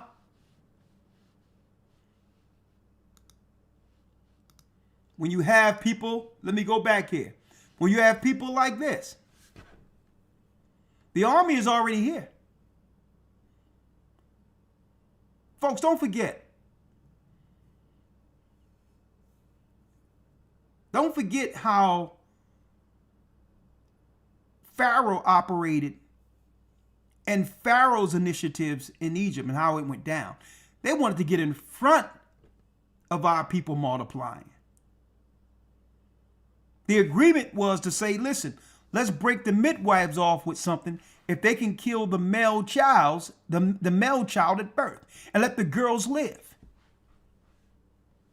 And then you got this demon right here. And look at his baby.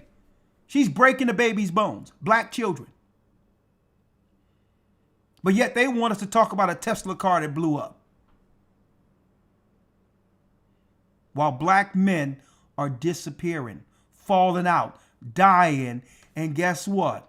Without any fanfare, without any public attention at all. Is this intentional? If not, why aren't they reporting it?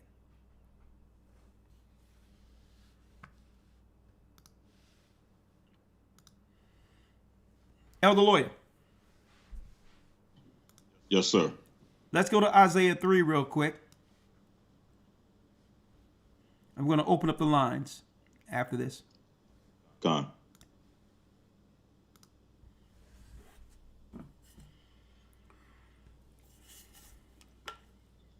All right, Isaiah 3. You want it from the top? Let's go from the top. Yes, sir. Isaiah 3:1. For behold, the Lord of hosts, doth take away from Jerusalem and from Judah the stay and the staff, the whole stay of bread and the whole stay of water, the mighty man and the man of war, the judge and the prophet, and the prudent and the ancient, the captain of 50, and the honorable man, and the counselor, and the cunning artificer, and the eloquent orator. And I will give children to be their princes, and babes shall rule over them. And babes shall rule over them. Kids running amok, out of control, indoctrinated in America to believe they know more than their parents. And they're being told this in schools.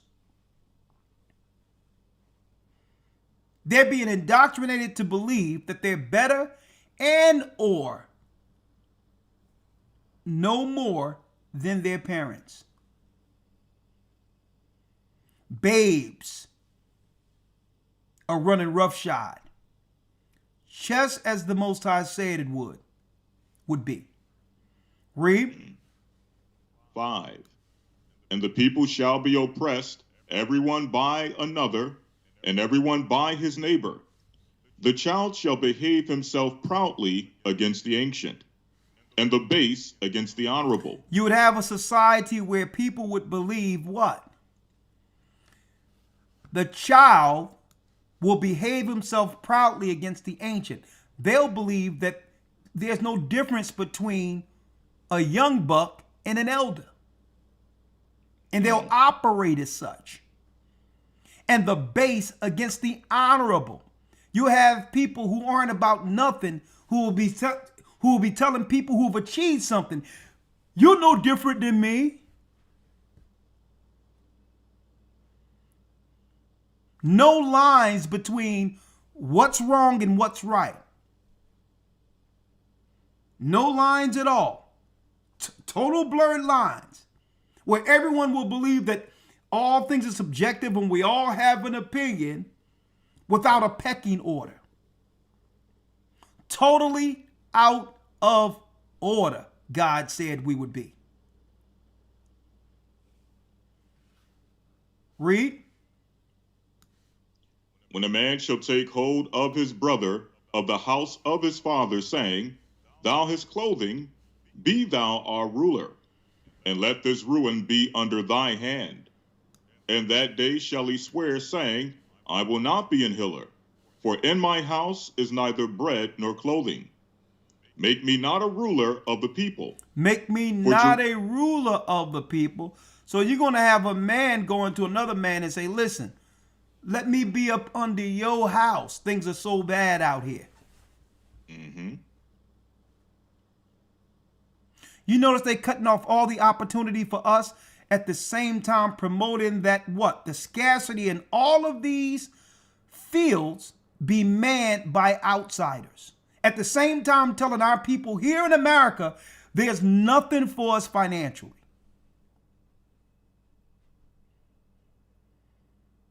This is what the Bible is talking about. Everything is for the others who's willing to undermine and or destroy us as mercenaries from the inside, and no one is talking about it. Everyone suspects that something is going on, but don't want to admit it. You see it, but don't want to express what you're seeing. Brothers are dying like flies, folks. Every time I call, there's another brother, somebody I knew. And then I asked the same question. Well, did they take that thing? Yeah, they took 2 or 3 of them. And then there's some suspicious stuff going on when we do check in healthy into some of these places for help.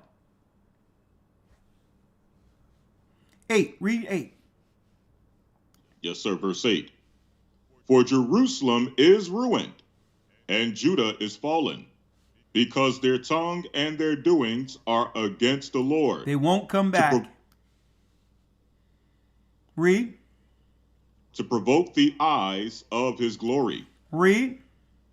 The show of their countenance doth witness against them, and they declare their sin as Sodom. And they declared their sin as Sodom. You don't have any of our people pushing back with the fact that they're promoting our men as gay men as the norm. There's no community pushback. Nothing, folks, there's gay people amongst every race of people. Right. But you don't see any other race promoting that as the example of what? They're powerful. The powerful of their specific race. You got grown men in the music business from the streets. From the streets. I'm talking about our people. Get in position and get in front of Vlad and get in front of these other guys and state, well, listen, if you really want to make it in this business, you have to be able to go through the gay mafia. I've never heard a white man say in order for him to be somewhere that he have to be compromised that way, or any other race of people. And we don't even realize what we're saying when we state that publicly, that we are underlings and we are being broken by the sodomites and are willing to admit that publicly. Check that out.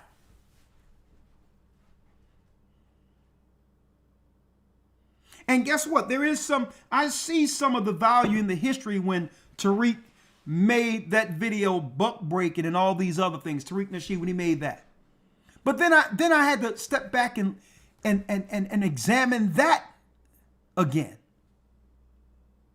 Okay, so you know this exists, and we call ourselves men and aren't willing to get in front of it and change everything concerning that? And actually come against those that are looking to compromise our young men? We'll talk about the buck breaking and all that, but if we're men, shouldn't we get rid of the buck breakers?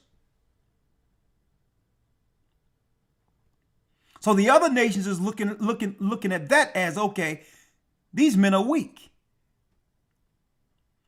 They can do a history on buck breaking, on how they've been buck breaking by other men, but yet, why don't they just get rid of these predators who's compromising their sons? I need y'all to think about that for a moment. And that's why the Bible states this. A show of their countenance do witness against them. That what? And they declare their sin as Sodom. As Sodom, read. They hide it not. And they hide it not. Go around bragging about what? the Black Hollywood, Black Atlanta, and here it is. There's more black rich people, per capita in Atlanta compared to any other state. And what is Atlanta known for? So what are we bragging about?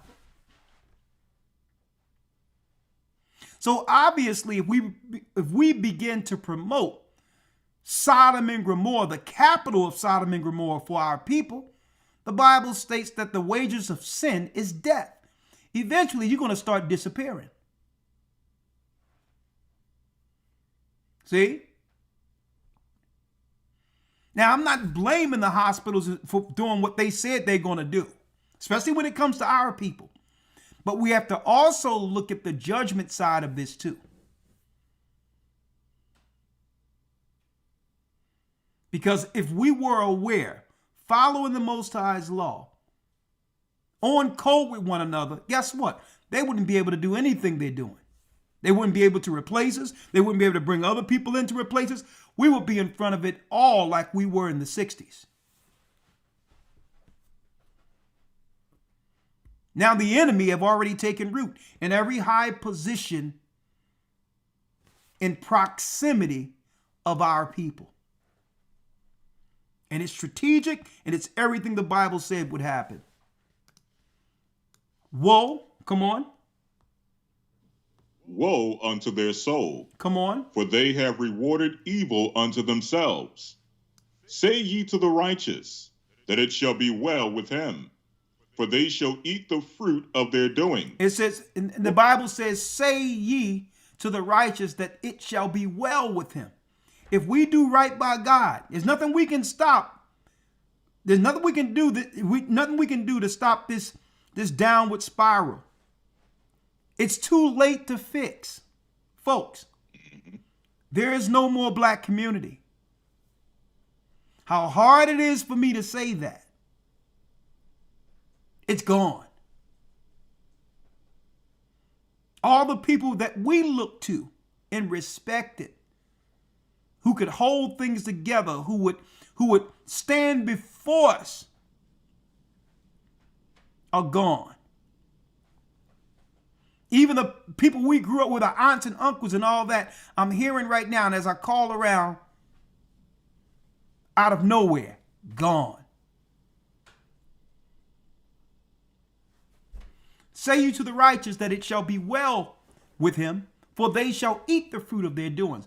If we do right by God, we'll scarcely make it through.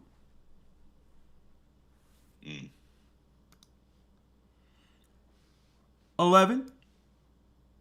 Woe unto the wicked! It shall be ill with him, for the reward of his hands shall be given him.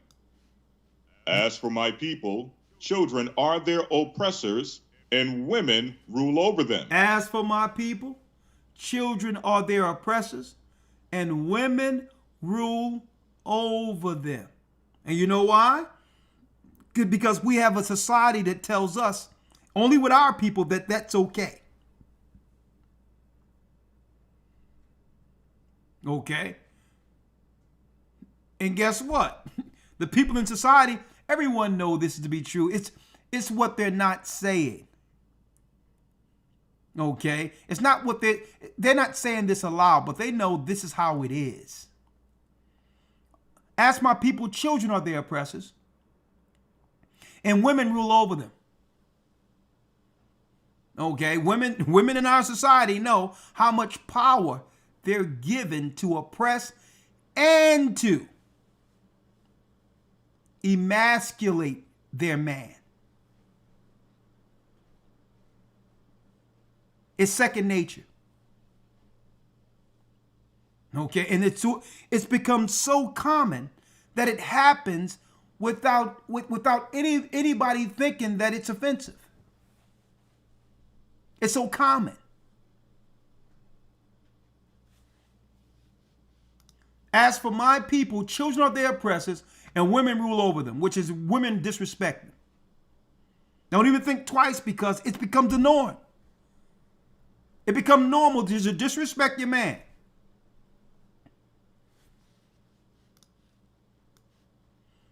Read. O my people, they which lead thee cause thee to err. And the people we trust to give us information that could help us intentionally tell us things that'll make our lives harder. You would think all of the experience we have concerning what not to do, that we would get in front of this with our children, men with the sons, and elder women with the daughters, and say, do not go down my path. And then I'm hearing elder women online talking about sprinkle, how to get how many sugar daddies you can pick up, and how to get a man to send you money first. And I'm listening to this. And I'm like, what?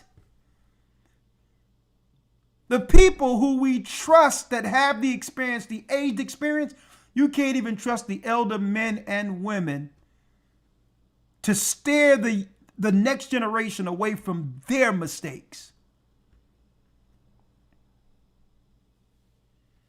O my people, they which lead thee, cause thee to err. And destroy the way of thy paths. And destroy the way of thy paths. Because the youth be looking to the elders to give them wisdom, guidance. But not if you're trying to compete with the youth instead of guiding them. Mm-hmm. And that's what's going on. No one wants to grow to the age of wisdom to teach the younger. Everyone wants to stay kids. No one wants to grow to the age to guide anyone.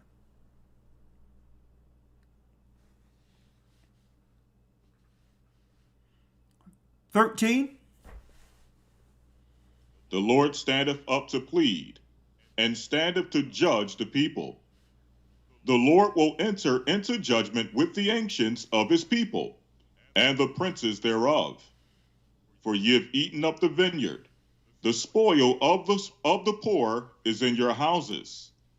What mean ye that ye beat my people to pieces, and grind the faces of the poor, saith the Lord God of hosts? Moreover, the Lord saith, because the daughters of Zion are haughty, and walk with stretched forth necks and wanton eyes, walking and mincing as they go, and making a twinkling with their feet. Now check it out. It first started talking about what? The men not having anything and having to be up under another man to survive. Mm-hmm. Which is humbling in of itself, because no man really want to be dependent on another man. So I see a lot of people, when they go to this chapter, they go straight to the women. And they don't go to the fact that the men are compromised. And through that, the children and women have become the rulers over the men. And now the women have been propped up under the government and under the power structure to do whatever they want without any regulation. A domino effect. It started off with the man saying, well, let me get up under another man. See? I'll be your servant as a man, instead of standing on 2 feet and saying, you know what? I'm going to be the man that the Most High made me to have something for my community. Okay? Now it says, because of this, it says, moreover, the Lord saith, because the daughters of Zion are haughty. What's haughty? High-minded. High-minded. When you go into haughty, let me read this real quick. Haughty.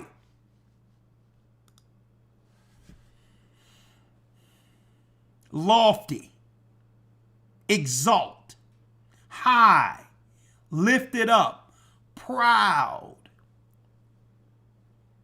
a sense of entitlement.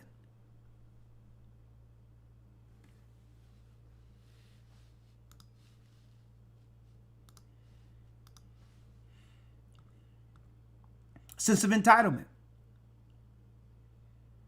Moreover, the Lord saith, because the daughters of Zion are haughty, and walk with stretched forth necks, and wanton eyes, walking and mincing as they go, that means switching, and making a tinkling with their feet. Read. Therefore the Lord will smite with a scab the crown of the head of the daughters of Zion, and the Lord will discover their secret parts. And that's crystal clear. That's crystal clear. That's self-evident of what those scriptures are saying. I'll take away the glory of the woman, which is her hair. I'll take it away. Mm-hmm. Read. 18.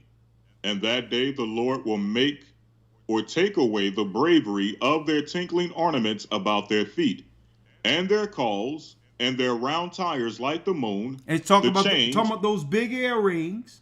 We grew up seeing those big earrings hanging off the ear too, right? Come on. I mean, the earlobe is hanging all the way down here. I used to see those big earrings, right? Like the moon. Mm-hmm. Read. The chains and the bracelets and the mufflers, the bonnets and the ornaments of the legs, and the headbands and the tablets and the earrings, the rings and the nose jewels, the changeable suits of apparel, and the mantles and the wimples and the crisping pins, the glasses and the fine linen, and the hoods and the veils. And it shall come to pass that instead of sweet smell, there shall be a stink. And instead of a girdle, a rent. And instead of a well-set hair, baldness. And instead of a stomacher, a girdling of sackcloth, and burning instead of beauty. The Lord says, I'm going to change the whole makeup. The natural beauty will be gone. Instead of that snatched stomach, I'm going to have it go out. Because all of that was adding to the hardiness of the women. And it started having a trickle-down effect on the children, where now, what? The children don't respect the father at all, because they see that there's no respect coming to him through the mother. This our community is utterly decimated. So why should I go to him for anything when if he's not respected by her, then anything I want, I'm going to do what? I'm going to go to her and play them against one another, and the whole house is out of order. The whole community goes out of order.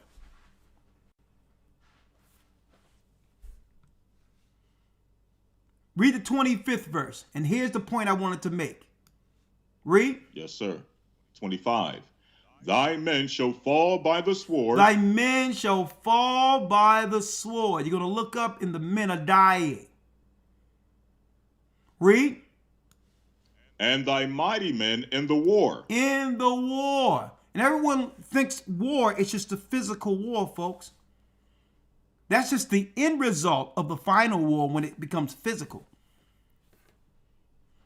But folks, there's many levels to war. Psychological war, biological war, and Esau's the cunning hunter. He'd rather war with you like that to get you out of the way, so to not engage you in the physical war. Okay?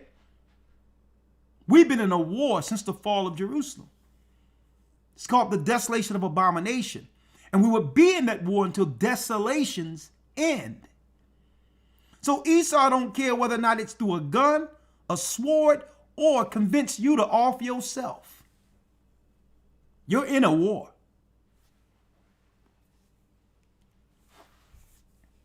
I'll just say there's something outside. You have to come get something to protect yourself from.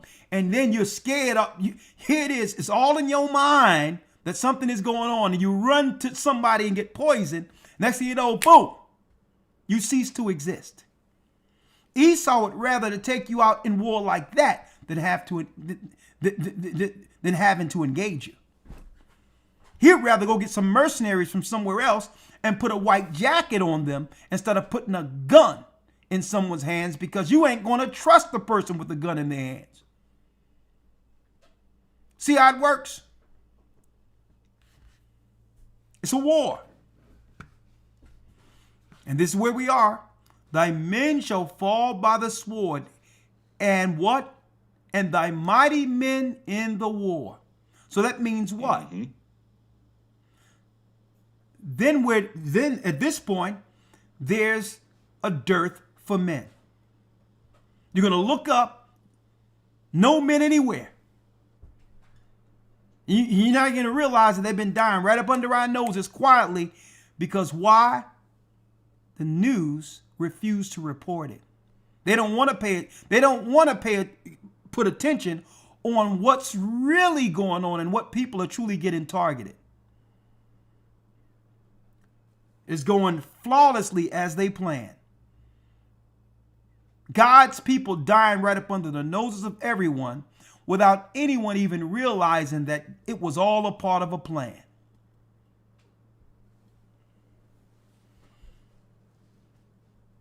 (26) Yes, sir. 26. And her gates shall lament and mourn, and she being desolate shall sit upon the ground. And she being desolate, speaking of Israel, shall sit on the ground with nothing. 4:1. In that day 7 women shall take hold of one man, saying, we will eat our own bread. Listen, I got my own job. I got my own money. I got my own house. And wear our own apparel. You don't got to buy me nothing. Read. Only let us be called by thy name, to take away our reproach. Protect us. We all sat back, and the men disappeared. And now there's no one left to protect the women.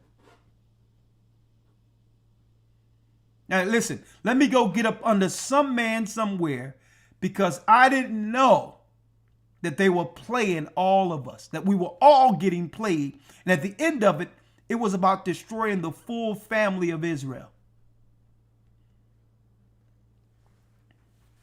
And it says, let us take away, please, it says, only let us be called by thy name to take away thy reproach. The reproach is what? All the men disappearing. It's happening right now. And they've already, through predictive programming, programmed us to accept a society where there's a lack of black men. Through predictive programming. All their programming is showing what?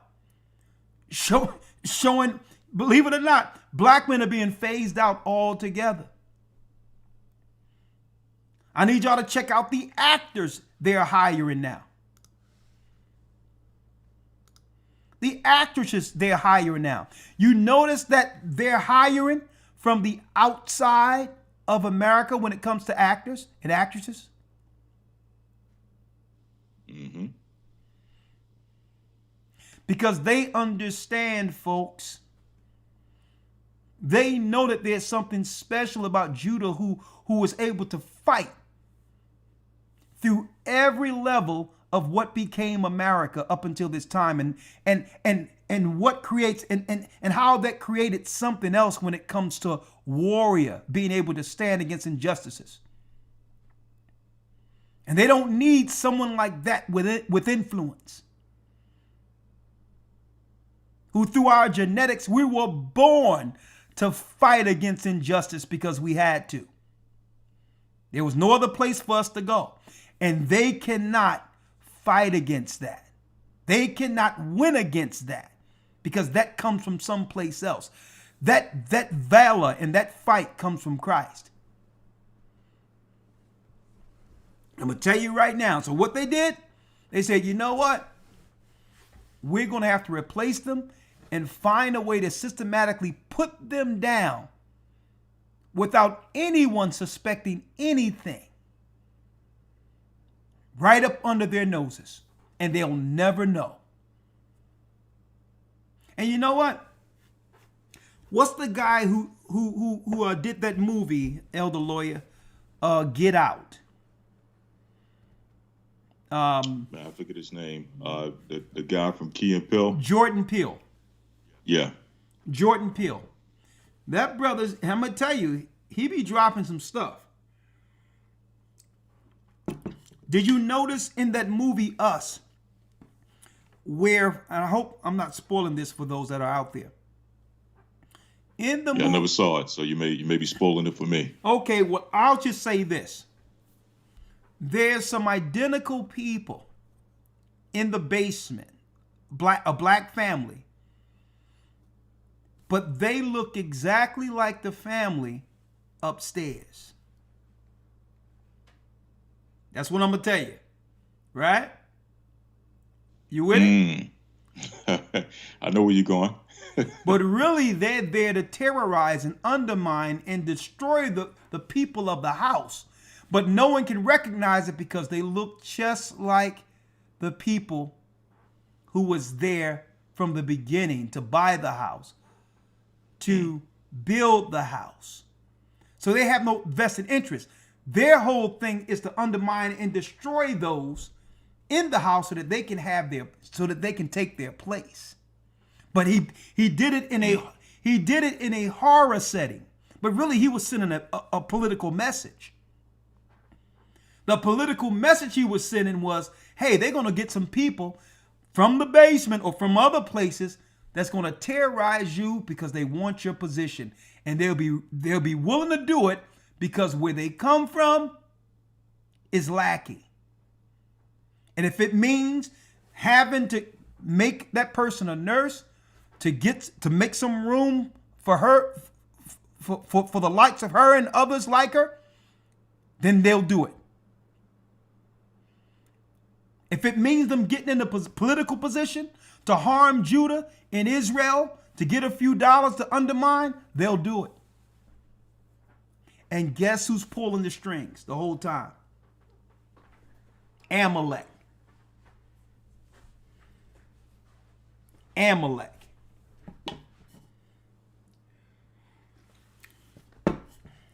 Let me tell you, that's deep what he dropped in that movie. The same way with the first one, Get Out. That was very deep. But the question is, brothers and sisters, can y'all see our people disappearing? And the reason why people don't recognize Judah's disappearing in America, Elder Lawyer, is because they see other black people. Right. Right. But then you have to ask, how many generations of these black people have actually been here in America? Exactly. I'm going to tell you, Judah is disappearing. So what are we going to do to get in front of this? And is there any way we can navigate through it? Anything you want to say, Elder Lawyer? No, sir. Let's go straight to the cause. I want to hear some of the commentary from the guest or from the people. All right, 515-605-9327.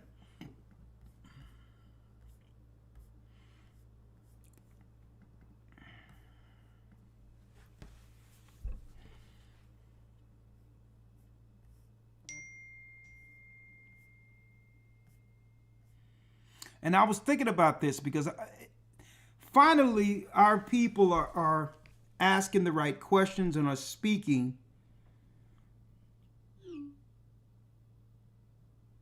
Oh my goodness, look at this.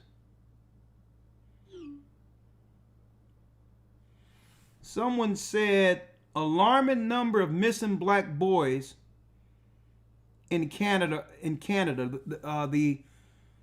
The bishop from Canada says there's an alarming number of missing black boys in Canada right now.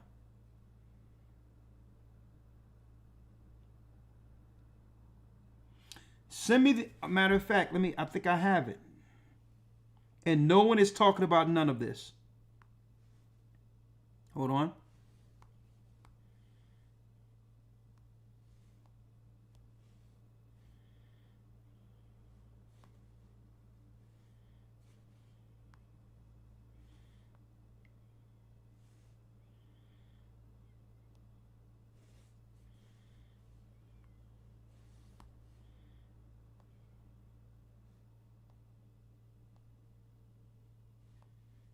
One second.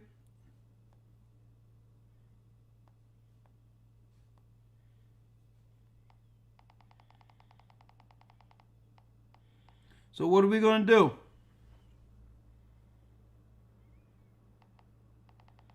What are we going to do?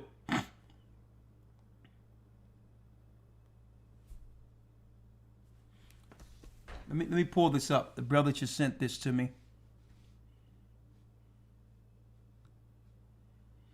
515-605-9327.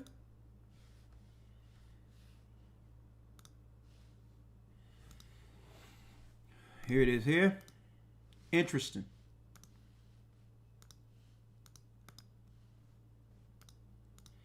Are they putting us down? We have a serious... Are they putting us down in these institutions of help? Gonna put that question out there.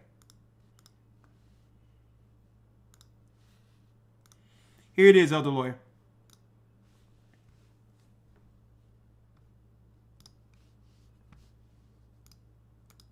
Unleash the power of knowledge and connect with the heart. Fair use, fair use, fair use. Download our Fair use, fair use. News Channel app now on Google Play Fair and use, Apple App Store. fair use. We have a serious problem in Ontario. There has been a very disturbing amount of young black males that have gone missing in and around Ontario between October and December of this year. We have Kimani Langley. He's 16 years old, last seen on October 21st in Brampton, Ontario. We have Al Pacino McNaught. He's 25 years old, last seen in Niagara-on-the-Lake, Ontario on October 19th. We have Michael. They did not reveal his last name, but he's 15 years old, and it was published on November 12th that he was last seen in Whitby, Ontario. We have Aiden. He's 15 years old. He was last seen on November 7th in Ajax, Ontario. We have Trey Sean. He's 15 years old. He was last seen on November 17th in Toronto, Ontario. And then we have Malachi, 15 years old, last seen on December 1st in Toronto, Ontario. So that's 6 young black males that have gone missing. And if you've noticed, the ages for the vast majority of them are between 15 and 16 years old. This is a problem. What are the police doing? Where are these young boys? Why are they all missing? And so many in such a short period of time. What's going on here? And what can we do as a community to help? First, we have to make sure that we keep our eyes and ears open. We definitely do everything we can to protect our young brothers. And also, if you've seen anything or heard anything, please, please, please contact your local Toronto or wherever you are in Ontario police station or Crime Stoppers, 1-800-222-TIPS, and please report. If you see anything suspicious, if you hear anything suspicious, please, please speak up. This is very, very disturbing, and I can only imagine the angst and the pain that the families of these young brothers are going through, not knowing where they are, not knowing what's happening, what the update is, if there are any updates, what are the police doing. So we as a community have to stand up and do what we can to help bring these boys home. Because at the end of the day, and we know this, I'm talking to my people, we are all that we have. So we have to rise up and do everything we can. So you see these pictures, you have their names, you know where they were last seen. So please, let's come together and bring these boys home. And as I said, let's continue to be what they say in our community, which is it takes a village, right? So let's, as you know, as Black people, let's be that village. Let's rise up and let's keep an eye out on our young Black youth, because there's a pattern here and it's really, really troubling me. So let's get together. Let's please work and hope and pray for these families and for these young boys and this one young man, that they are okay and that they will be found safe and sound. Let me know what you all think about this family. That's deep. The brother from Toronto just sent that. He didn't even know what the topic was this evening, but that was apropos to end this before bringing in the calls. What are we going to do?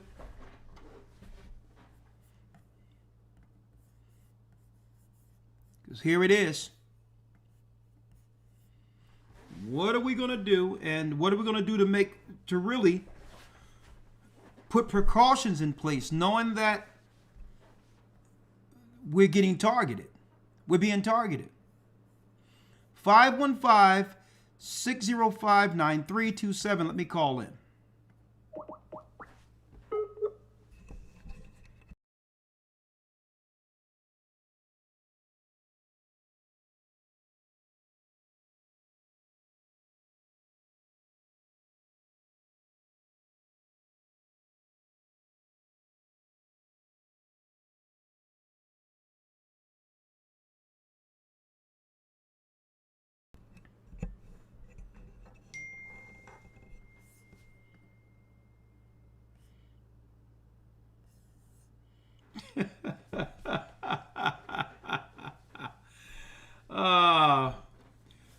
Blog Talk isn't working. We are sorry, but we are experiencing a problem with our system.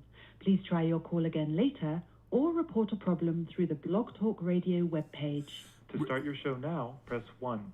To hear important instructions, press 2. Elder Ramar says, nah. So they're not even going to give us January 31st, huh?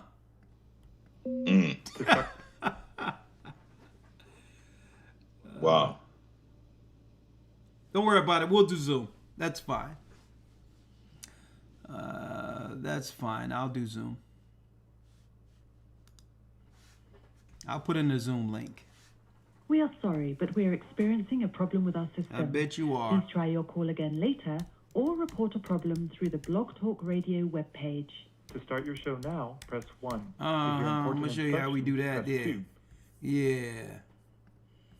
Yeah. Well, hey, we better use these this technology while we can and link our people in, because who knows where this stuff is going when it comes to shutting stuff down without warning. Right? We're going to talk about this. Right? And I'm going to get a different type of number, probably a call-in switchboard that I can do ourselves. So I'm going to work on that ourselves. AC, let's see if we can find something outside of Blog Talk for a for radio switchboard. When you get an opportunity, we'll have our own radio switchboard and call into a number that belongs to us going forward. Blog Talk, I mean, it has served its usefulness. Let me see.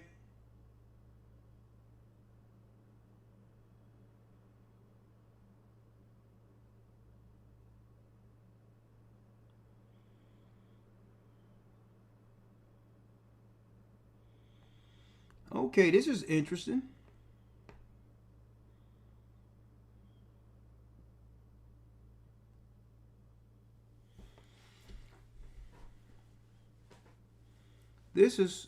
Hey, when you get a chance, Ramar, I need you to come on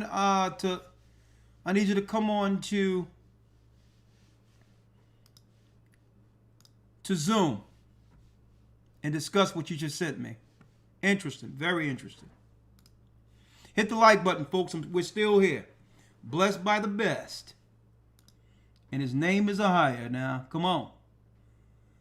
Da da da da da da da da.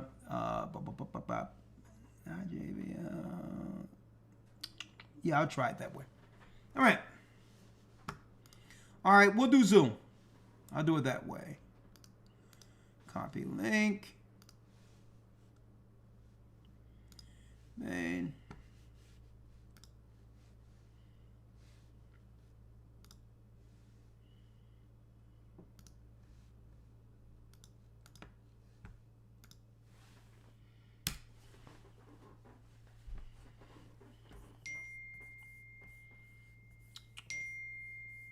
All right. All right, here is, for those who would like to come in, here's a Zoom link.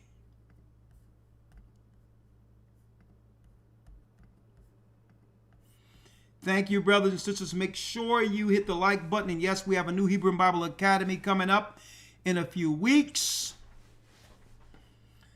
And please enroll. Go to historytimes.org to enroll. I'd rather you enroll early so that we don't have to worry about trying to get you in the last minute.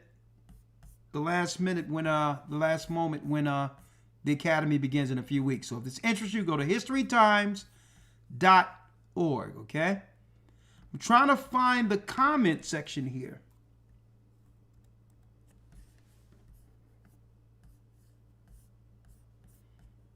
Oh my goodness.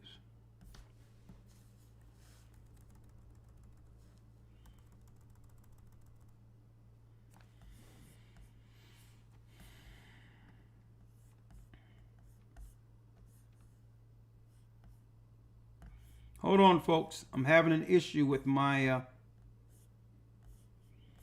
computer here.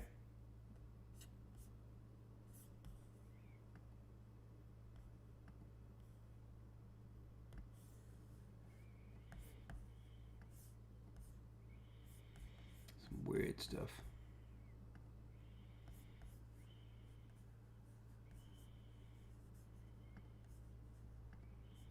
Go live. 1 second.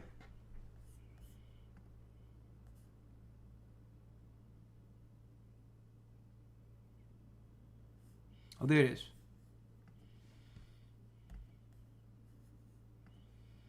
All right.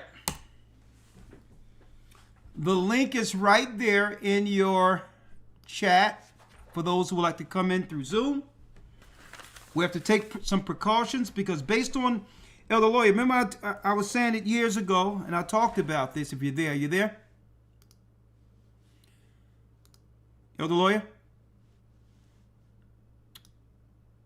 Let me get Elder Lawyer here.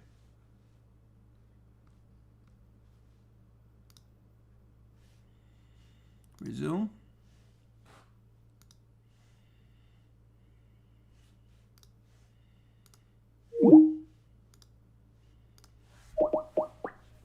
There it is.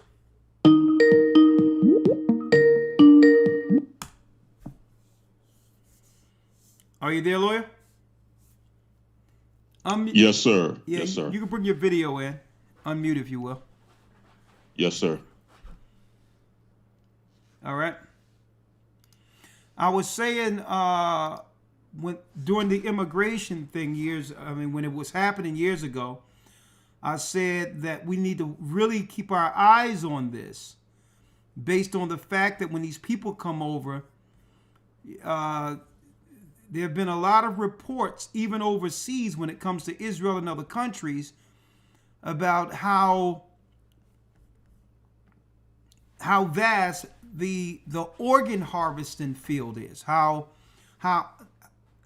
concerning the people are in other parts of the world when it comes to organ harvesting. And I was stating that when a lot of these people come over here and need to make some money, it's going to be nothing for them to grab a few people for organs because this was something they were used to where they came from. Right? So we got to keep our head on a swivel, especially for the younger people. Right? And that also means that the young men gonna have to listen too, when it's suggested that they not go certain places, right? Right.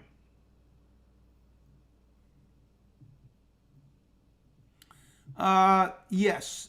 Someone's there waiting. Let's go here. Okay, Sydney Sheed. And please make sure you hit the audio. Hit the audio when you come in for your device.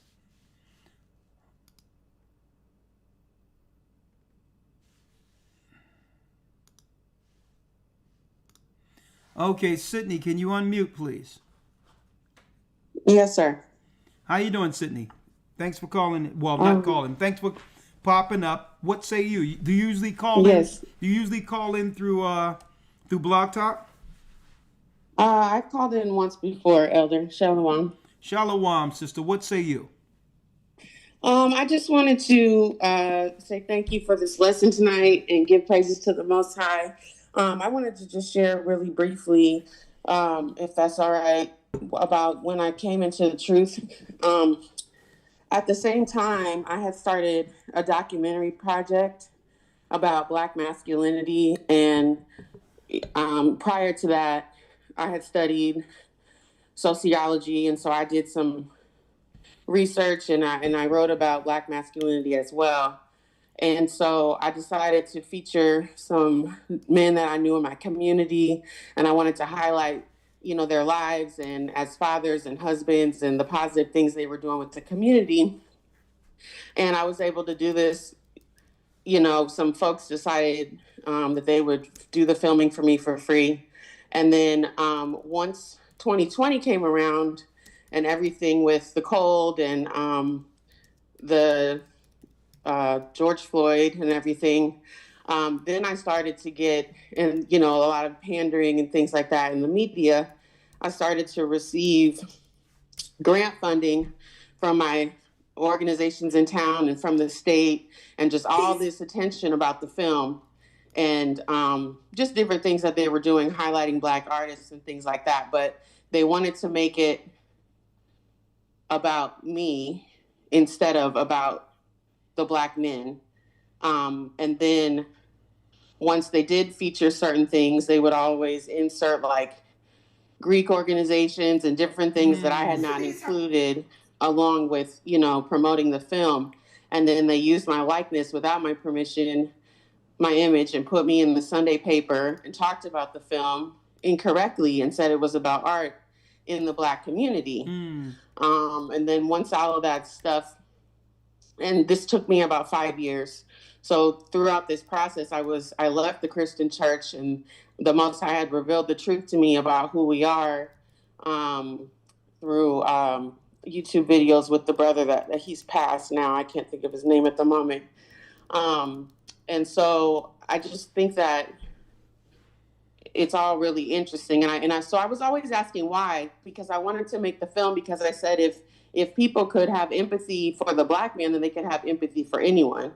And so I wanted to showcase that and to showcase that beauty. And then I started to wonder, well, why am I not getting the support? The people in my film, I've got the right people, I've got the right musicians, I know all the right people in town that are producers and all these things, because I live in Nebraska, so it's not that big where I live. And so I know all the right people and I knew all the things, and I was like, why isn't this working? And I just had to kind of set it down. And then the cold happened, and I found the church, and I got baptized, and I just set it down, and I said, and none of those men are in the truth, and I just didn't want to be trying to chase that media and the Hollywood and all of that. Okay. It was never about that anyway, but I had just set it down and said, whatever is supposed to happen will happen. So now that I'm saying that, I actually have some peace and closure about that project. All praises, because it was a lot of work, and I was just trying to understand why, and now I see why. It's intentional, why we are put in the media the way we are, and why we don't hear those stories, and why that example is not what they want to come out and even learning more tonight and seeing how it aligns with scripture. So I'm just very grateful. But I just wanted to share that and thank you. Well, you're welcome, sister. And guess what? There's so many of our people, and it's not recognized through media, who's trying to do everything they can to help our people to sustain as a community, but there is no political advantage for that when it comes to those who are in office. It's as if there's no money for that for them.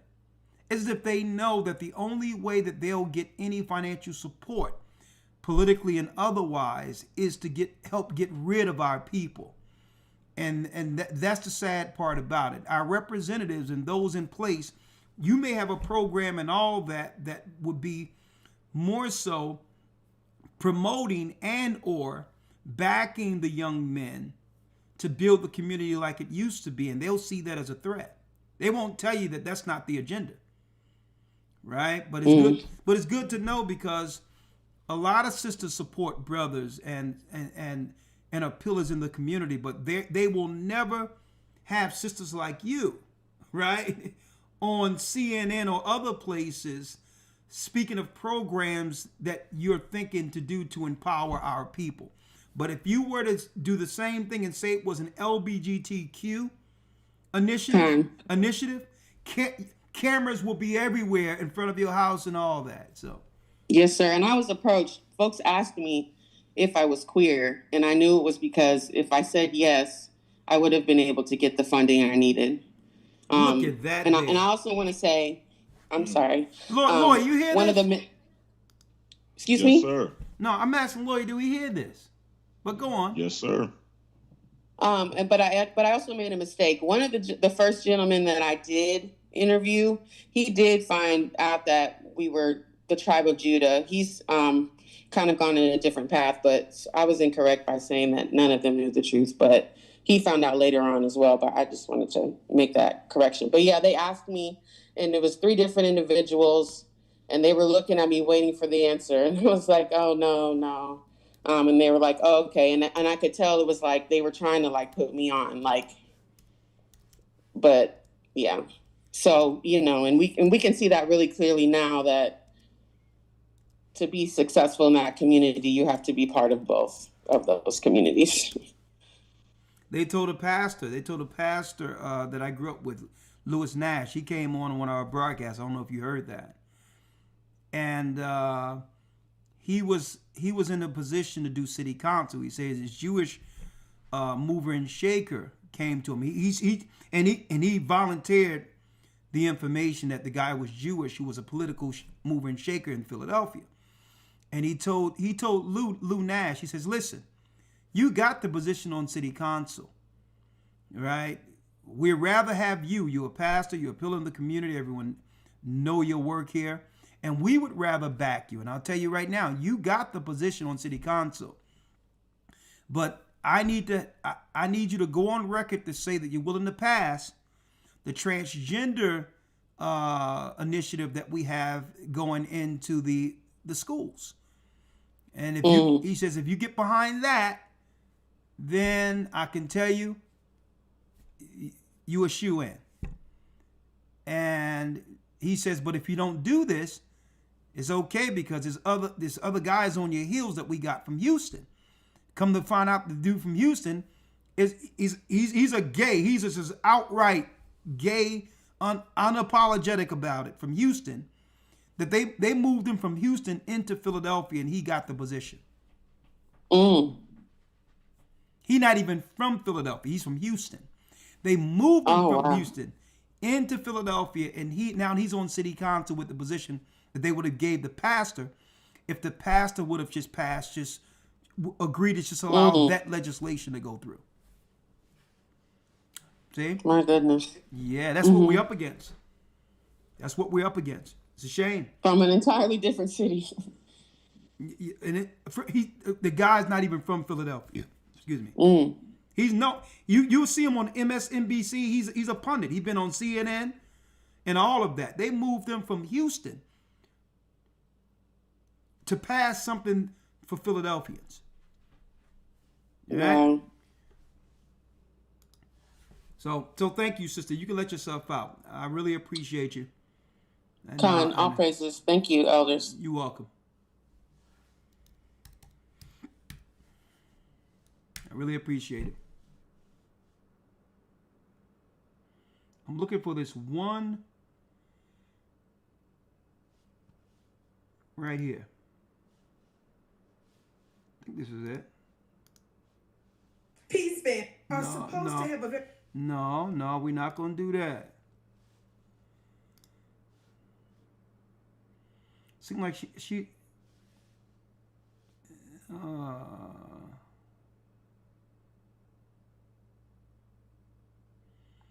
seemed like they scrubbed the internet for that. There was this Israeli consulate who said that the black youth is a serious threat. The black youth of the United States is a serious threat. This Israeli woman said this. And I cannot find the video anywhere. I don't know if YouTube scrubbed it.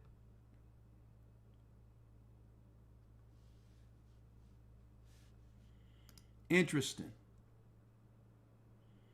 Censorship is on, I'll tell you that. But anyway, let's get to the next. Okay, we have a few people in here. I'll see you, Kayem. I'll bring you in one moment. We have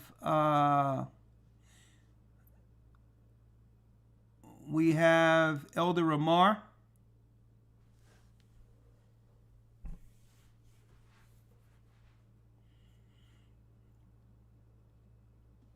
Shalom, Elder Ramar. How are you? Hey, shalom, Elder. How elders? How are y'all doing? We're blessed. Shalom. Yeah, you All sent. praise. Yeah, you sent something I was interested in. If you can share that with the brothers and sisters, if you will.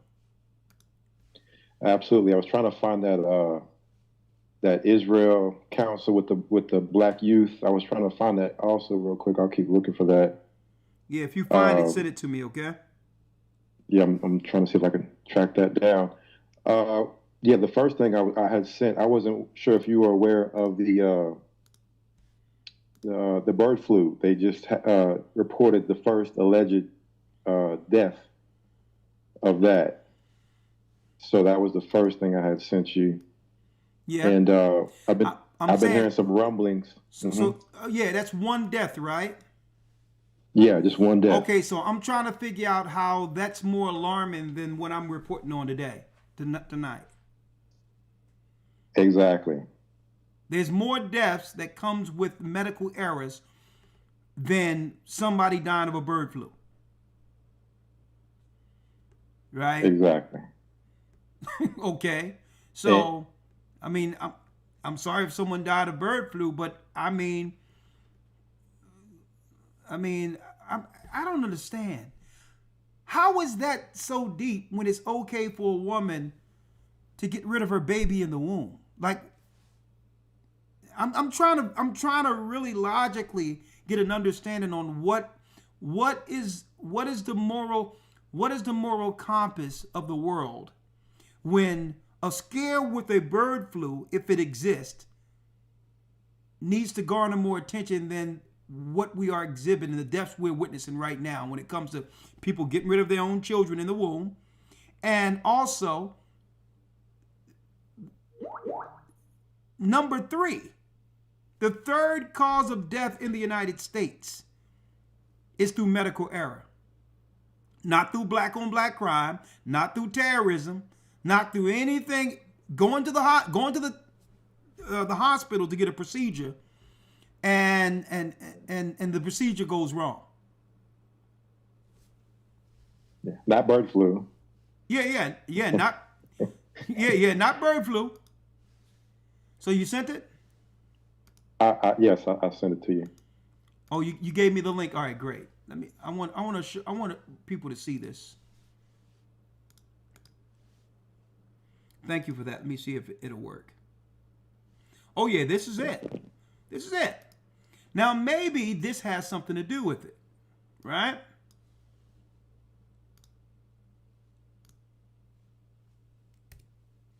What is this?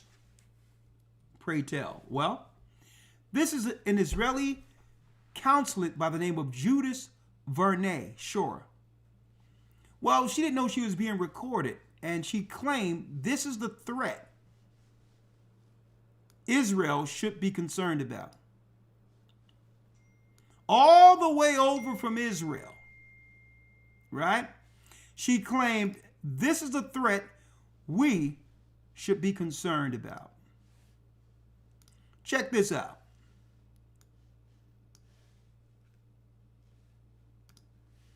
Fair use for educational purposes only. The major problem of Israel is with the young generation of the black community. Black Lives Matter starts there.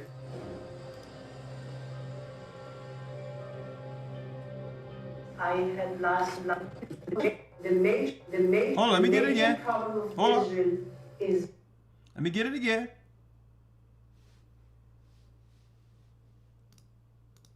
Generation of the black. I'm gonna read it if y'all don't hear it. The major problem of Israel is with the young generation of the black community. Hold up, look at what it says there. Look at what it says there. Now, this is a meeting they were having amongst the Israelis. Amongst the Israelis, this was their concern, right? Around the same time they were allowing immigrants into the country to replace us, right? Look at this. Blow it up so you all can see it. She claimed that the major problem, this woman here, right? The major problem with Israel, the state of Israel, is with the young generation of the black community. How is that a concern amongst the elites who plan things? Well, we're not bothering these people. So if this is how they think, what measures have they put in place to solve their problem is the question. Is what I'm talking about tonight, can it be in direct link to them claiming that our youth are a problem?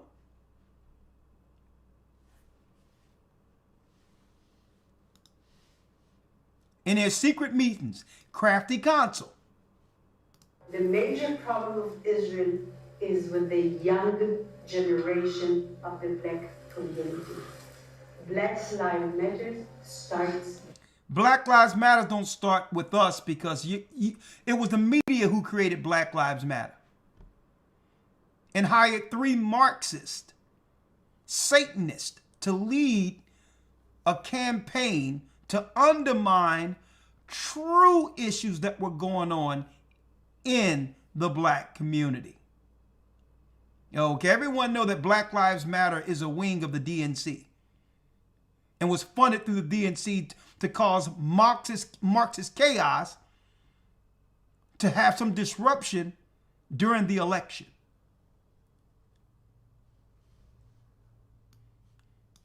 Black community. Black Lives Matter starts there. Verdwijnt Shora is the Israeli consul general in Atlanta. I had last week a dinner, sit-down dinner at my house with 30 people, which are considered the leadership of the black community. Which I considered the leadership of the black community. And it's very important people. They can be part of our doing an activity. So they're going to put leaders and say they can be a part of our doing in activities. So yeah. Listen. Dr. Clarence B. Jones, who wrote the draft speech for Martin Luther King, I Have a Dream. He was his lawyer, he was his close friend, he's somebody that I reached out to, he became a very good. Why is they so concerned with us? You notice this, folks? We're not even thinking about these people. But you all know the answer. They know that we are the children of Israel.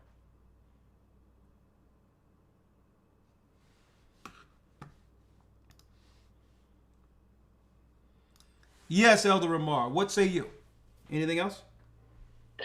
Yes, sir. So, a couple things on the bird flu, real quick. Is I've been hearing rumblings that they were talking about, allegedly, the next pandemic aligning with Trump coming into office, as well as now when I go to the store, they're putting limits on how much eggs you can buy at the store now, because because of the culling of the chickens. I think California did a national emergency a few weeks ago, and so now they're culling a bunch of chickens. So now egg shortages, chicken shortages. So now they're putting caps at the grocery stores with what you can get when it comes to those things. And then the other thing was the so-called terrorist that happened in New Orleans, allegedly. He was supposed to be from Houston. And remember, Elder, from the very beginning, you said that watch how it starts with Al-Qaeda, Arabs with turbans on, and ends up transitioning to Israelites with mitris on. And you look at this guy, and they're looking more and more like us, right? But we know they're not us. They're not us, but they're trying to look more and more like a brother. But Greg Abbott, just a couple days ago, on his Twitter, he's put out a whole new slew of just orders when it comes to all this. He said terrorism has no place in Texas. Directed DPS today to search Texas Anti-Terrorism Task Force resources to aggressively combat radical jihadist terrorism. Law enforcement at all levels must collaborate to eliminate radicalization that can lead to terrorist attacks. Not to deal with the attacks when they happen, but to eliminate radicalization that can lead to the attack. So what does that sound like? Minority Report, anybody? Yep. Where they're looking to nip it in the bud before it happens. Well, if you read this literature here, Elder, it reads almost like you're looking at people that would go to church, those who attend churches and gatherings, those who are coming to practice their beliefs and faiths. Like, what is the definition of radical jihadism? What is that? What is even that definition? So, and we're not looking to hurt anybody. We just want to serve our God, right?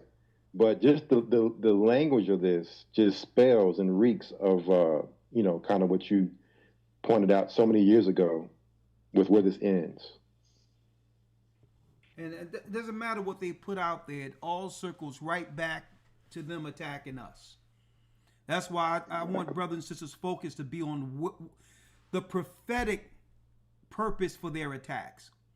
Because it's misdirection. Esau is the cunning hunter. He'll never let you know that you're the one getting hunted.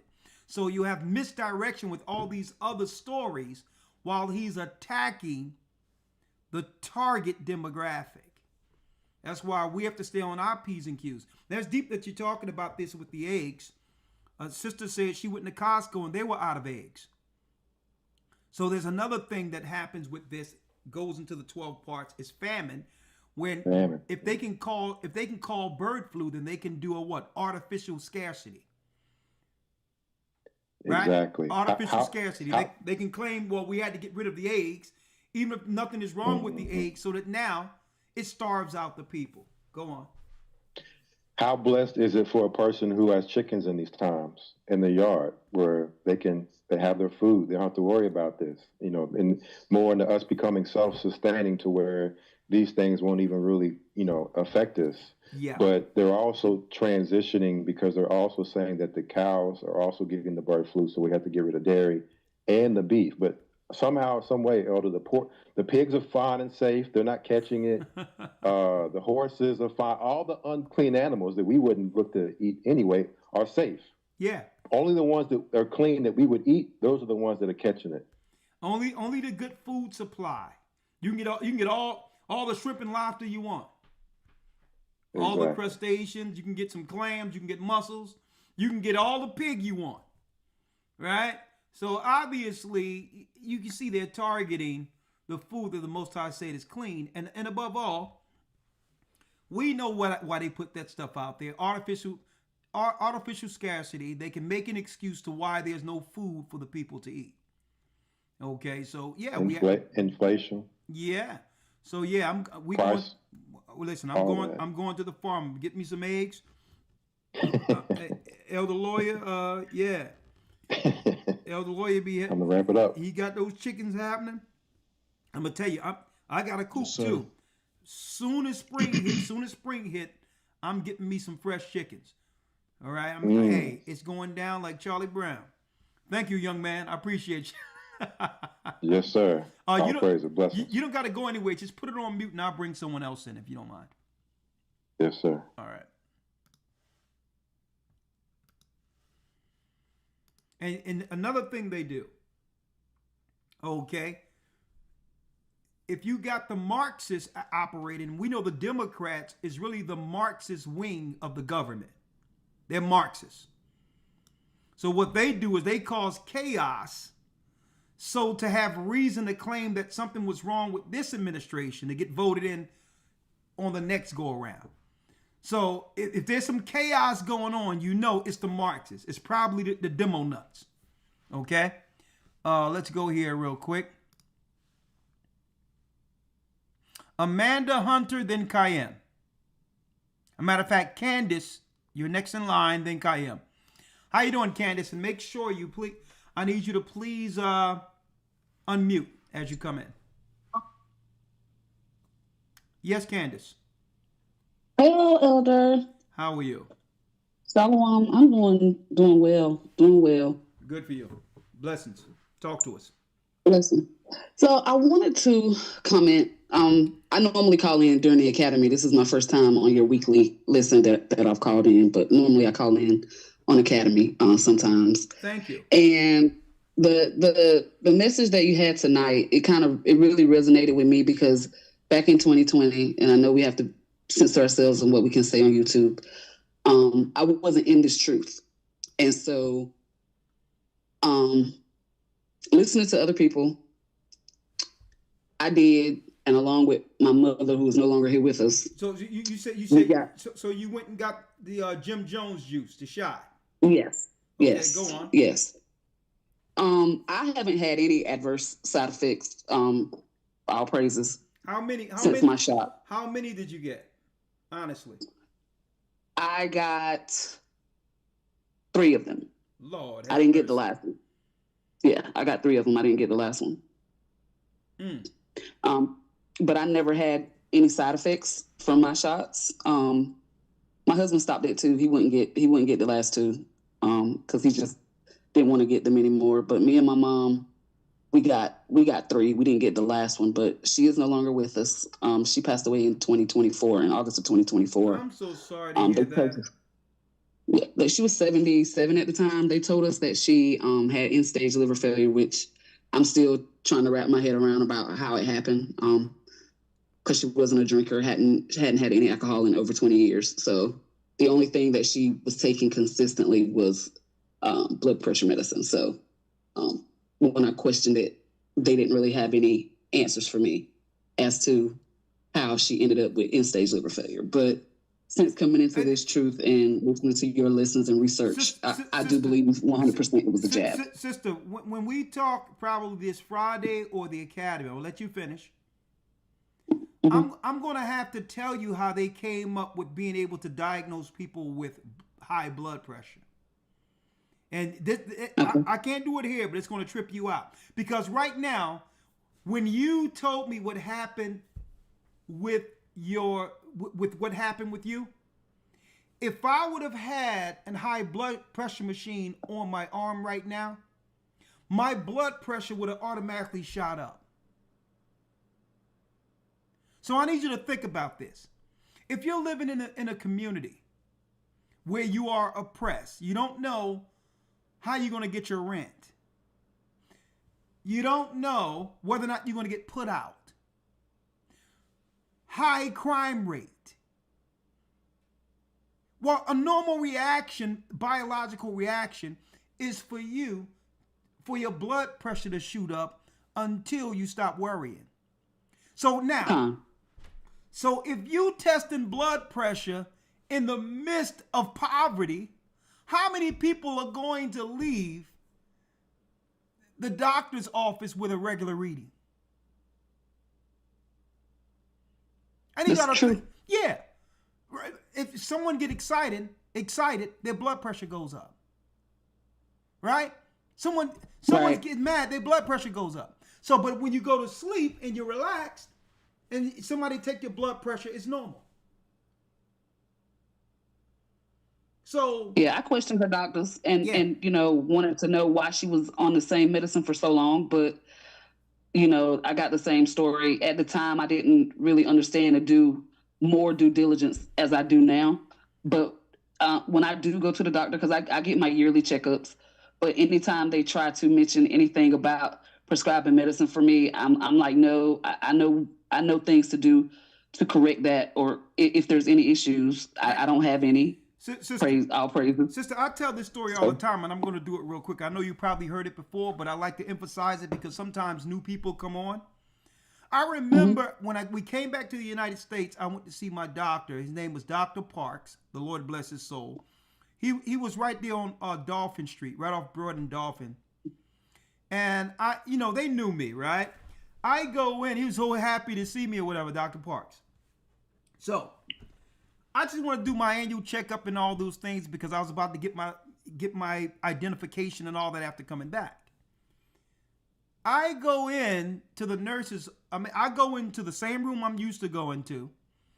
She, the nurse, this new woman, wraps the high blood pressure thing around my arm. And, it's working by itself for nurses out there. The new machines, you don't have to, pump with your hands. Mm-hmm. So she's sitting there looking at the machine and looking at me. And I'm like, yeah, okay, what's that? And her eyes bulge out of her head.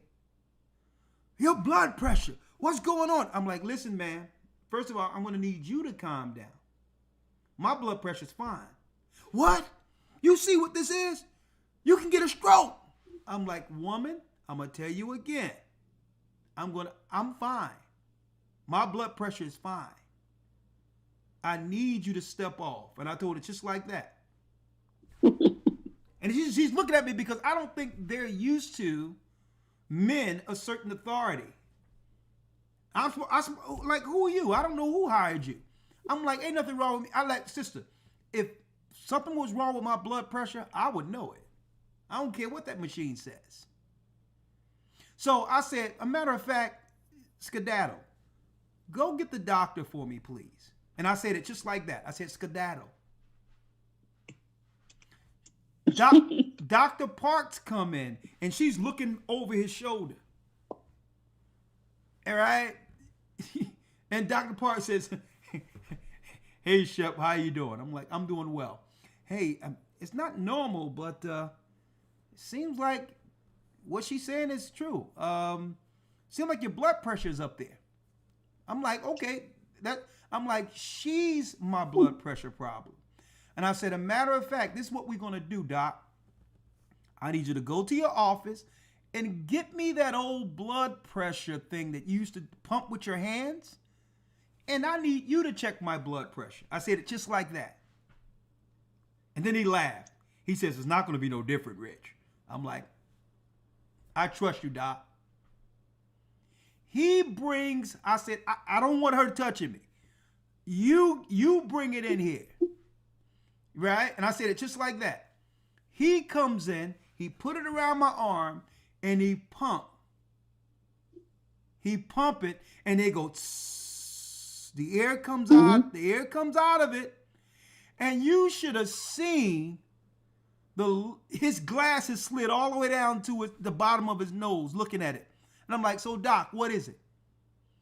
He says, Rich, it's normal. I'm like, of course it's normal, doc, because I know it's normal. How many people did you test with that faulty machine in our community? And I said it just like that.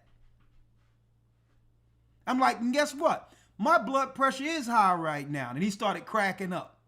He should have seen her looking over his shoulder. Skedaddle is what I told her. Nah, because I don't need what they're prescribing. I'm good. I understand that when people gets me upset, my blood pressure go up because that's what happens with people. You ain't gonna put me on no medication just because my blood pressure is doing what it's supposed to do. I don't need a false reading. I don't need my blood pressure to be normal when I'm upset. That's crazy. So if they're deregulating you when your blood pressure should be high and it's low, what's going on in your body? I'm like, peace. And then before I left, I said, A Gathering 144. What? YouTube, A Gathering 144, lady. Get it together. For water, sister, and I'm sorry for your loss. I thought I'd give you a laugh before it's over, but I don't deal with that mess. You take your...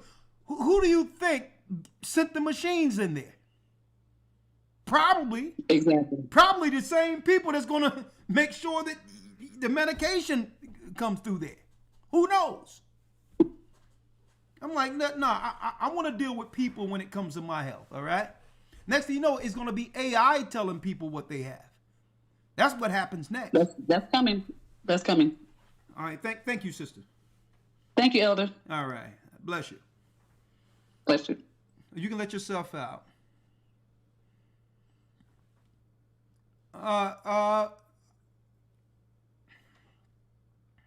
Amanda. Where you at, Kayem? I was about to let you in.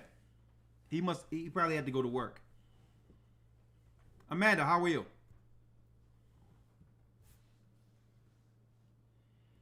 All right.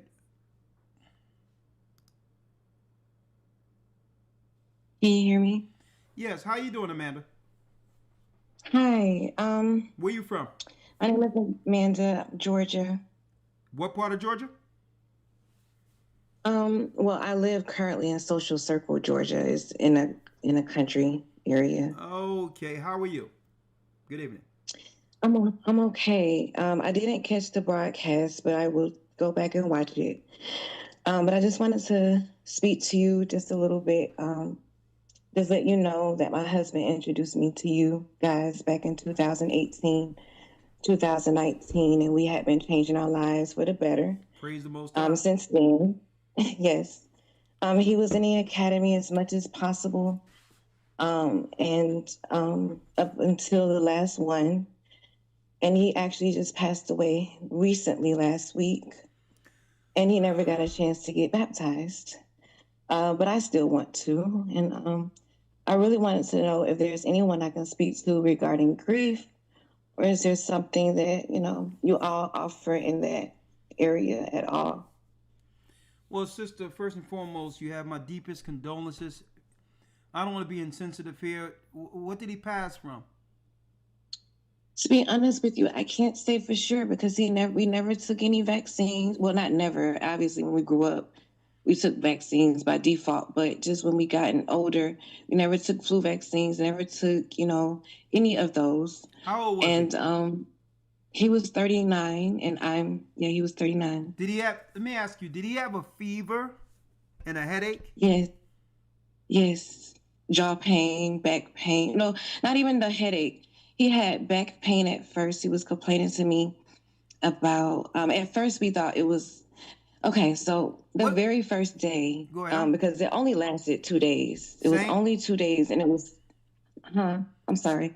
Sister, I'm going to let you go. I'm going to let you talk, but I'm going to tell you. Go ahead, I'm sorry. No, it's fine because this is reoccurring. What was the cause of death they was able to tell you about? They said it was cardiac temp or something. I never heard of it, but they said it was because fluid was around his heart, and I never knew that he had any underlying issues. He never had any, his dad probably, had heart issues. Nah, it ain't got to do with it. They'll try to claim it's something genetic. Let me tell you, we've been hearing this for a while. We've been hearing about men in particular. They're feeling lethargic, pain, headaches to some degree, and then between 2 or 3 days they'll deteriorate without any real cause that you can think about. You're the second person in 2 weeks who told me about this And I don't know when it comes to going men. on.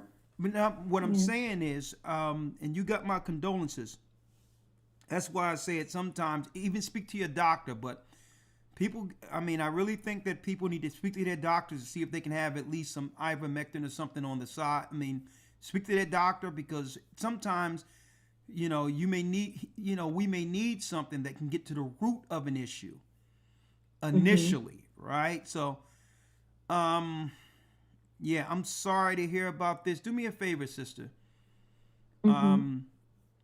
Send me an email real quick, because you're on Zoom, so you can't. A matter of fact, I can do it this way. Let me mute it, and you can talk to me, okay? Okay.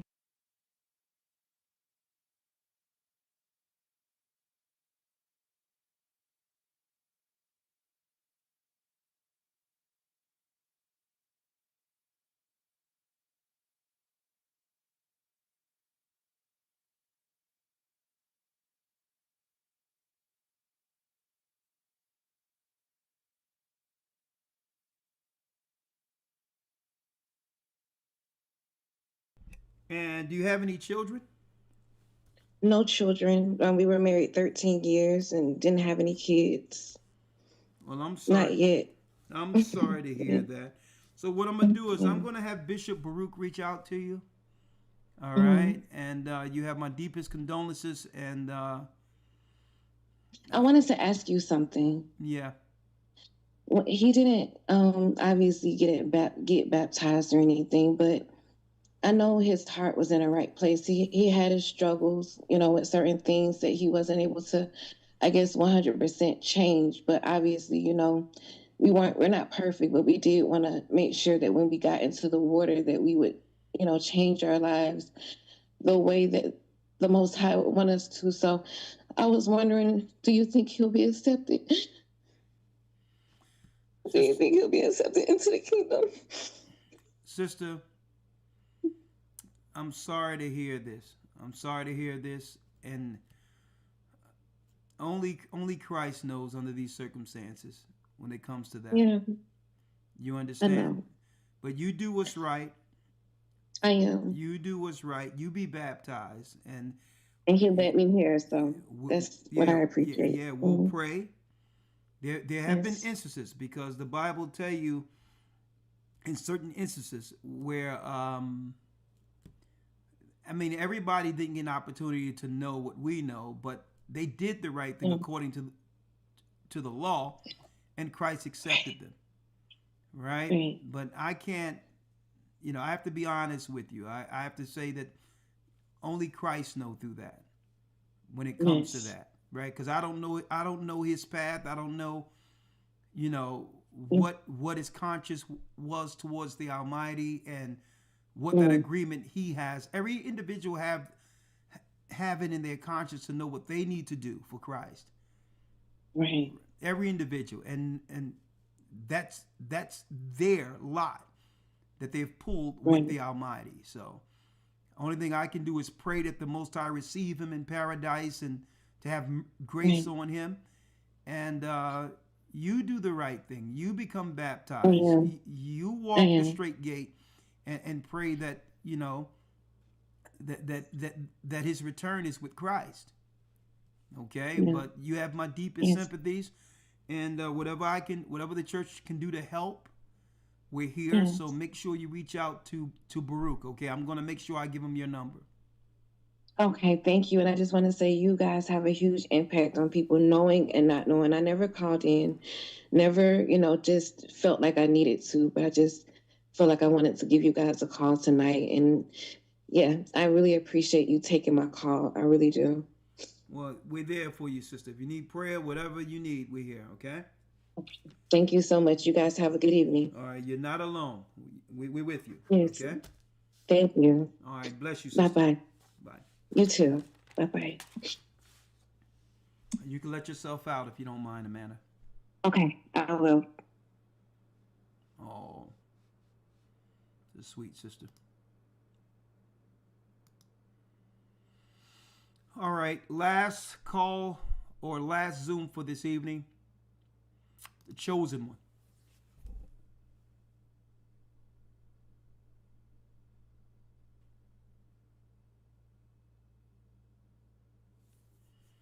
Chosen one.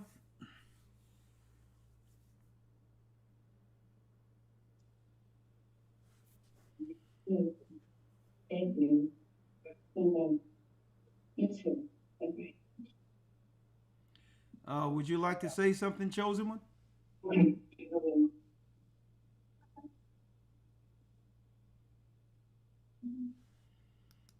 All right. Going once. Gone twice. Gone. Yes, hello. Hello? Hello? Oh. Is this video on? Hello? Yeah. Do me a favor. Take us off speaker, please. Hello? Oh, boy. Hold up. Hello?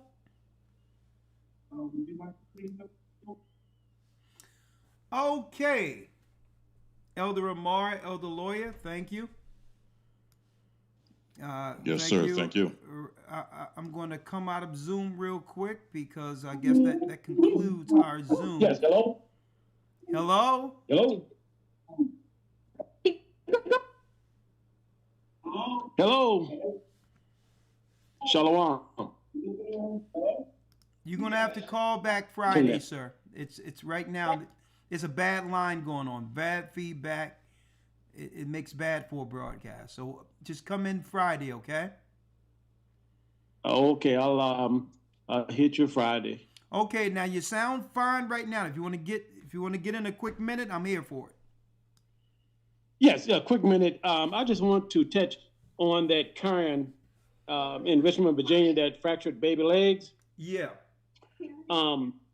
If you take a closer look at her eyes, she's a reptilian. She has very slit eyes. It's not normal. All right, real quick. Let me bow out of this real quick, if y'all don't mind. I'll call back Ramar. All right, we getting into the wee hours of the night now. You know, what we don't want is to discredit everything that we've brought forth so far, right? And I know the enemy would love us to end on that note. You know what I mean? Yeah, Elder Lawyer, we weren't gonna end it there. Not after having a blessed broadcast. You know, next thing you know, if you look at our eyes real good, Elder Lawyer, we got a whole new level going on. So I ain't going there. So I mean, may the Lord bless your soul. You know, that's all I can say on that. You know, I ain't going down that rabbit hole. You know. Con. I think it's that time. I think it's time to wrap it up. Oh yeah, we had a full night. Wonderful information came out. Yeah. But yeah, we can't diminish what was brought out with that. Yeah, you get past 10:05, you be wading into some murky waters in YouTube land. I'll tell you that right now. Some murky waters. This is when it gets. This is when they start turning up. So this is when they start turning up. So right. With that, may the Most High be with you. Stay prayed up. Let's protect our men. Let's protect our women and understand the enemy is conspiring against the children of Israel. And if we don't look out for each other, hey, we're open game. Make sure if you have people you love you care about and in these hospitals, you must have round the clock. Even if you have to go in shifts, you must have round the clock watch on your loved ones. I'm going to put it out there right now. With that, I'm going to say shalom. May the Most High be with you. Stay prayed up, sin not, and keep in mind the Most High is calling back the children of Israel. That's right. We are the children of Israel, and we're back. We're blessed by the best, and his name is Ahia. Good night. Good night. Shalom.